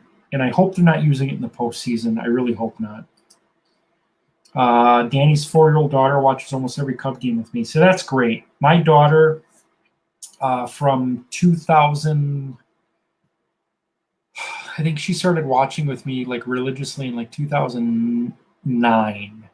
So from 2009 to 2015, she pretty much watched every weekend game with me. She wanted to be Jonathan Lucroy when she grew up. I said, "What do you want to be when you grow up?" And the answer would change from time to time, but oftentimes it was, "I want to be a Brewers catcher." And she had a helmet. She'd put her helmet on and she'd watch the game holding a glove. And she wanted to be Jonathan Lucroy. And she loves David Wright. She loves Matt Harvey. He was a Met. Her all-time favorite player, by the way, is Randy Wolf. My daughter's all-time favorite player is Randy Wolf. And for whatever reason, she loved John Jay when he was a Cardinal. She actually had she had a baseball card for every one of her favorite players from every team. So she had a favorite Cardinal, a favorite Blue Jay, a favorite Rocky. And when John Jay was traded, I don't know if he was traded or free agency, but when he went from the Cardinals to the Padres, the next morning I told her, I said, John Jay is now a Padre. And she kind of like scratched her head and did some heavy thinking. And she said, hold on. And she went into her bedroom. And I forgot who she chose, but she said, okay, John Jay is now my new favorite Padre. And she chose a new favorite Cardinal. So whoever her favorite Padre was, get out of here. Because Jay became her favorite Padre. And then she chose a new favorite Cardinal. That's how like meticulous she was. But she didn't get nervous. You know, she didn't get upset. She's like, okay, now I have a new favorite Cardinal, and John Jay's my favorite Padre. But I just think she liked his name. You know, 2 first names, different, whatever. All right. Well, you're watching the Utopian Baseball Universe All-Nighter. We've had a lot of fun tonight. It's 1:04 a.m. and we still have viewers, so we're going to keep going. Does anyone have any questions about tomorrow? The All-Star games are tomorrow. West at North, South at East. Winners play on Sunday. Second half of the season kicks off on Monday night. Cardinals Cubs. Adam Wainwright versus Jake Arrieta. ABC Monday Night Baseball. Al Michaels and Tim McCarver on the call. Division leaders heading into the second half of the season. Again, the Blue Jays, the Pirates, the Rays, and the Angels. Last place teams, well, rather than try to commit them from memory, the Yankees, the Astros, the Brewers, and the Diamondbacks. There's people yelling here in Grafton. People are passionate about their 1 a.m. walks.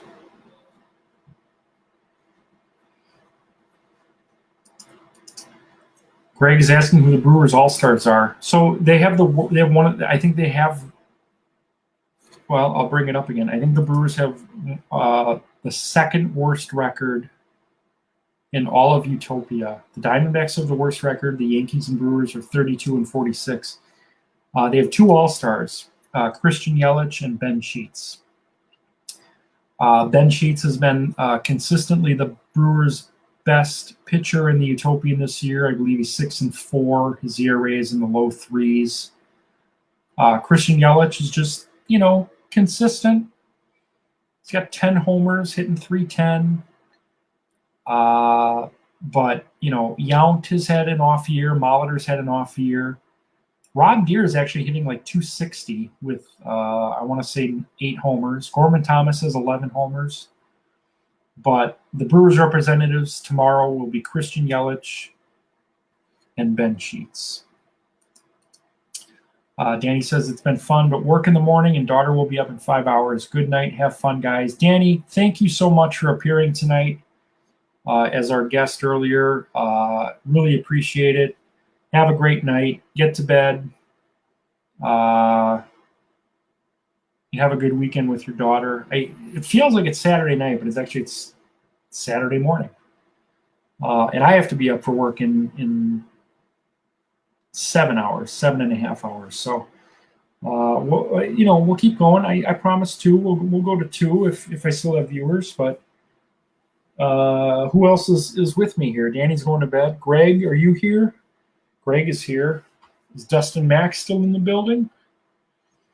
What questions do you guys have? Greg asked about the Brewers All-Stars. We'll find out what the actual lineups are tomorrow. The Brewers game is going to be at 2 o'clock, West at North. Yelich is not a starter. Ben Sheets won't be pitching tomorrow. Ben Sheets will be pitching, if the North wins, he'll be pitching on Sunday. We're not going to have any of the pitchers pitch on both days. I know it's pretend, but we want to try to keep this as authentic as possible. I had a zit right here that went away like this morning, but like those suck.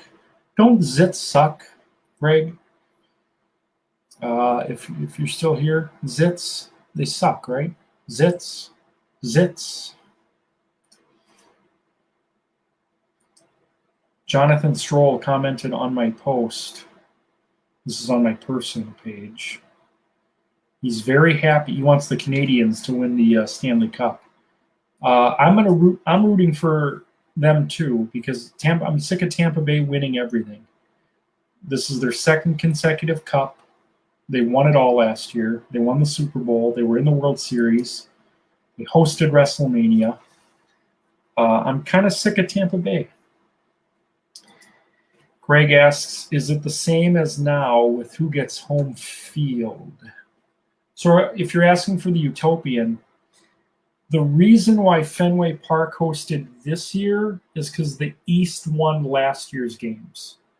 And then I chose Fenway Park because the East won. So the way it works this year is whatever division wins the All-Star games this weekend, the Utopian Baseball Universe will choose next year's host. So if the North wins it this weekend, the Brewers have a 1-in-8 chance to host next year.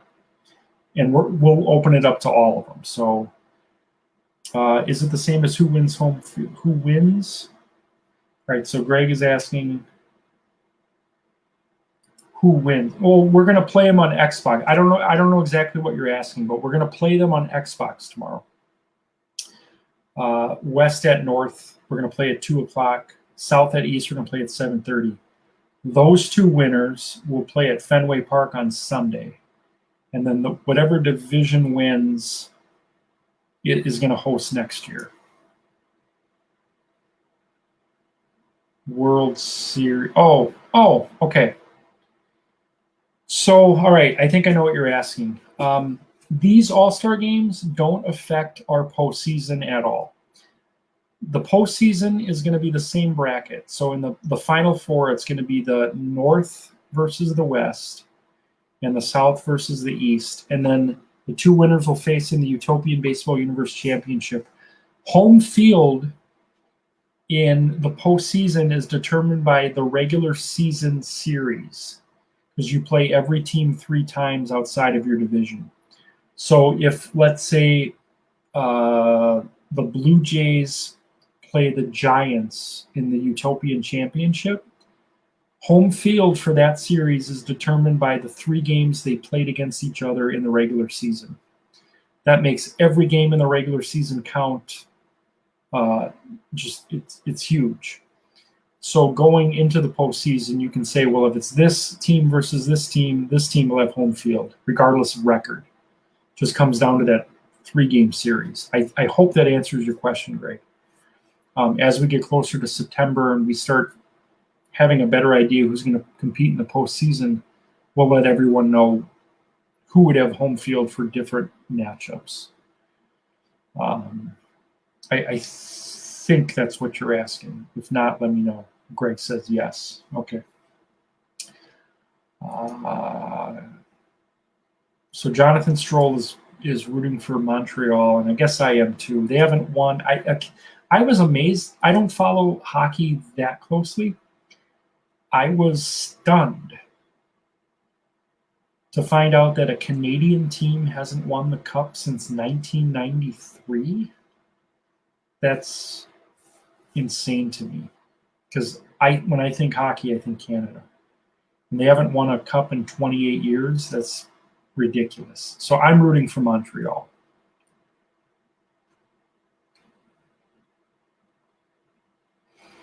Okay, I think I'm going to close out of Facebook.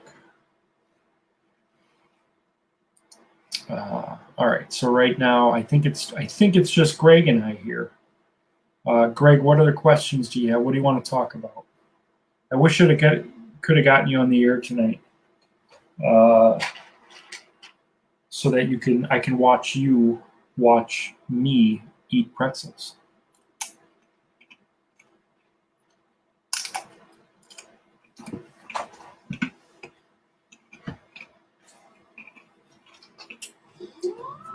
Oh, my desk is moving.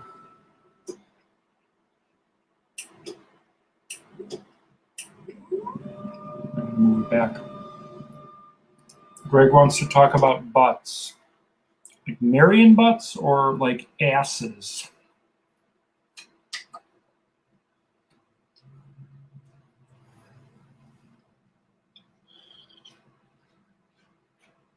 Taking a sip of my Gatorade here.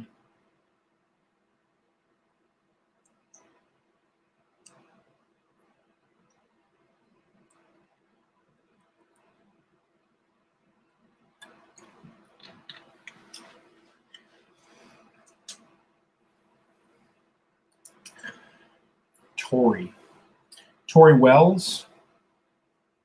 Who's Tori Butts? Tori Wells. We all know who Tori Wells is. Please don't Google that if you're watching this from work.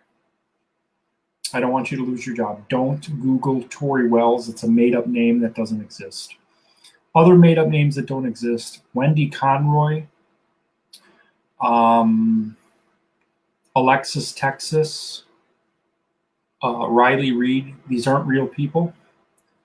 Jamie Summers, not a real person. Greg says he's kidding. I absolutely did not Google Wendy Conroy, or is it Wendy?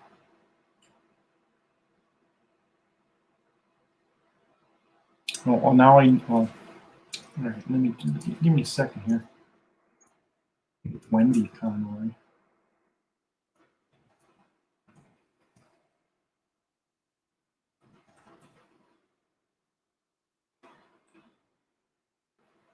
Whitney. It's Whitney Conroy. It's not a real person. So I don't want you to Google that while you're at work. Don't Google Whitney Conroy. God, I'm gonna get thrown off Facebook here.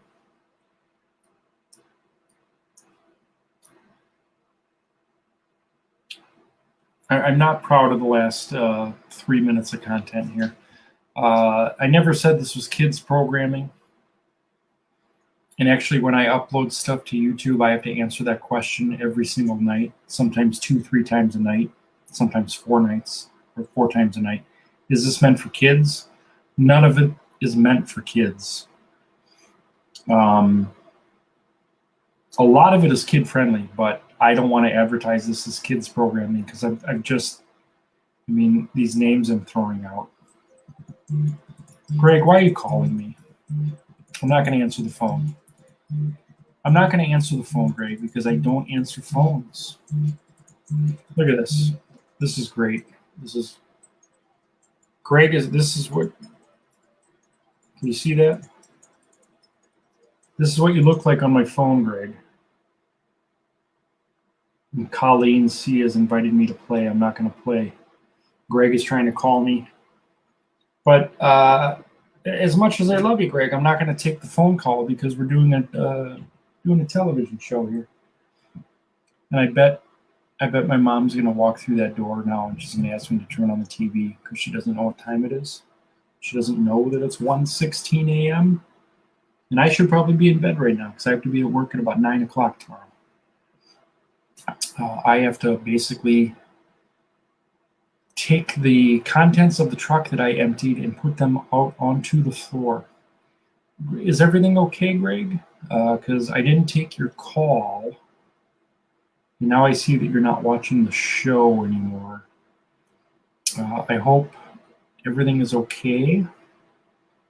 But again, I don't, and I'm talking to everyone here, all 951 of you, because we've lost 3 tonight, at least. 3 of you have said pass when it comes to this. Not only are you not watching, but you left the group. I can't tell you the last time we lost 3 people in a day like that. Anyway, if you call me, I'm probably not going to ever answer the phone. I lost my dad 7 years ago. If my dad called me right now, it would go to voicemail.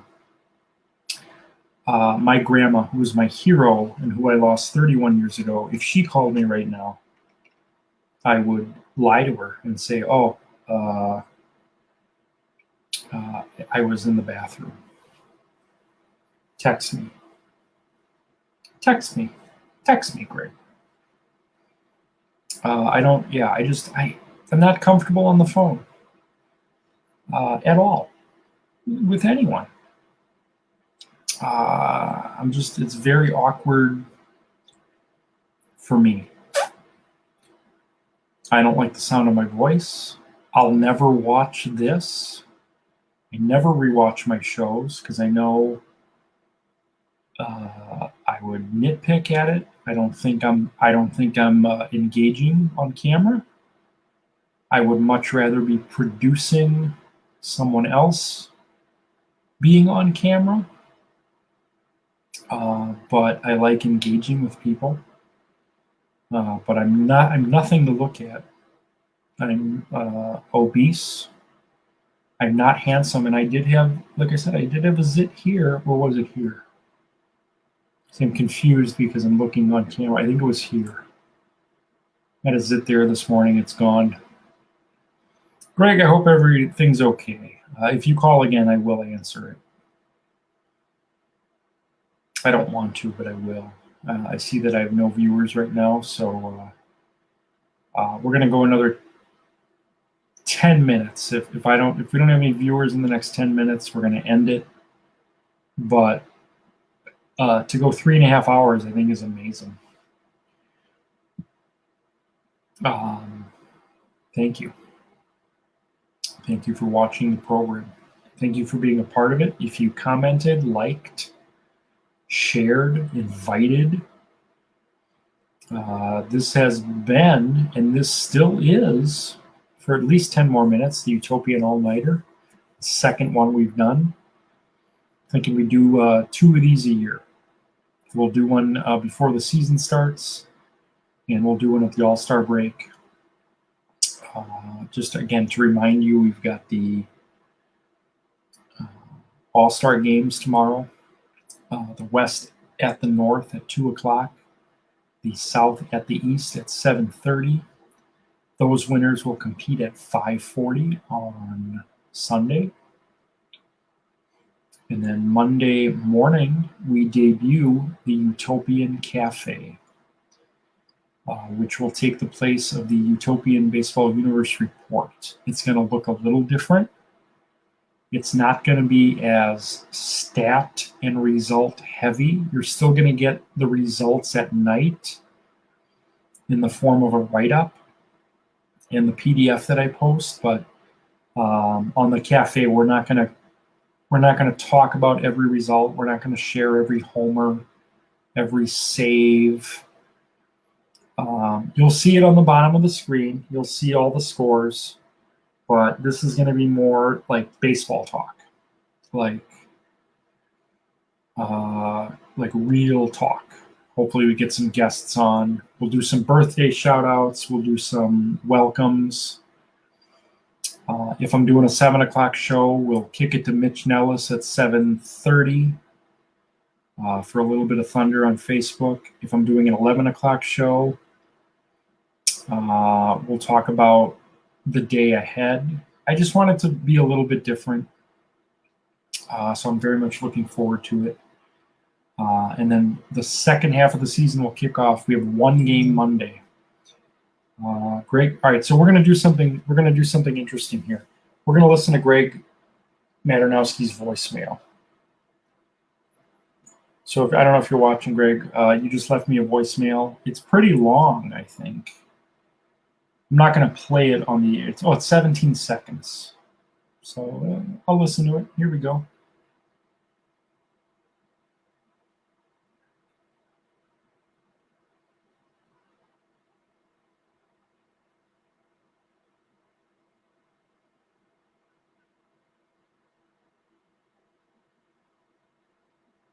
All right. That was Greg. That was Greg's voicemail. Greg said it was a funny show. He had a good time tonight. He says, and I mean, you can use his words here, the funniest shit ever. So Greg had a good time tonight. Greg, and I'm sorry I didn't take the call. I don't take anyone's call because I'm an asshole. I think I think we're going to wrap this up. We have no viewers.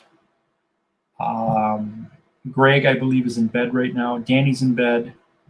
I don't see anyone watching right now. So I want to thank everyone that watched and made this fun for me. 3 hours and 24 minutes. We're going to upload this to YouTube.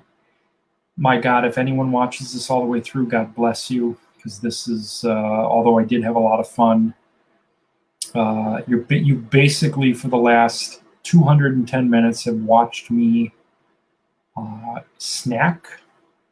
I've referenced porno. You watched me get a serious cramp and had to like stand for 40 minutes and play basketball just to get rid of the cramp. And you watched me watch baseball. That does not make for a good show, but I had a lot of fun. I want to thank Greg Fokker. I want to thank Danny Pearson. I want to thank Dustin Mack, who it sounds like he's going to make some shirts for us, which is awesome. And if I'm leaving anyone else out, thank you for watching. We'll see you tomorrow at 2 o'clock for the West at North All-Star Games, and at 7:30 for the South at East. This is Joey Buckholz for the Utopian Baseball Universe saying good night, and we'll see you tomorrow.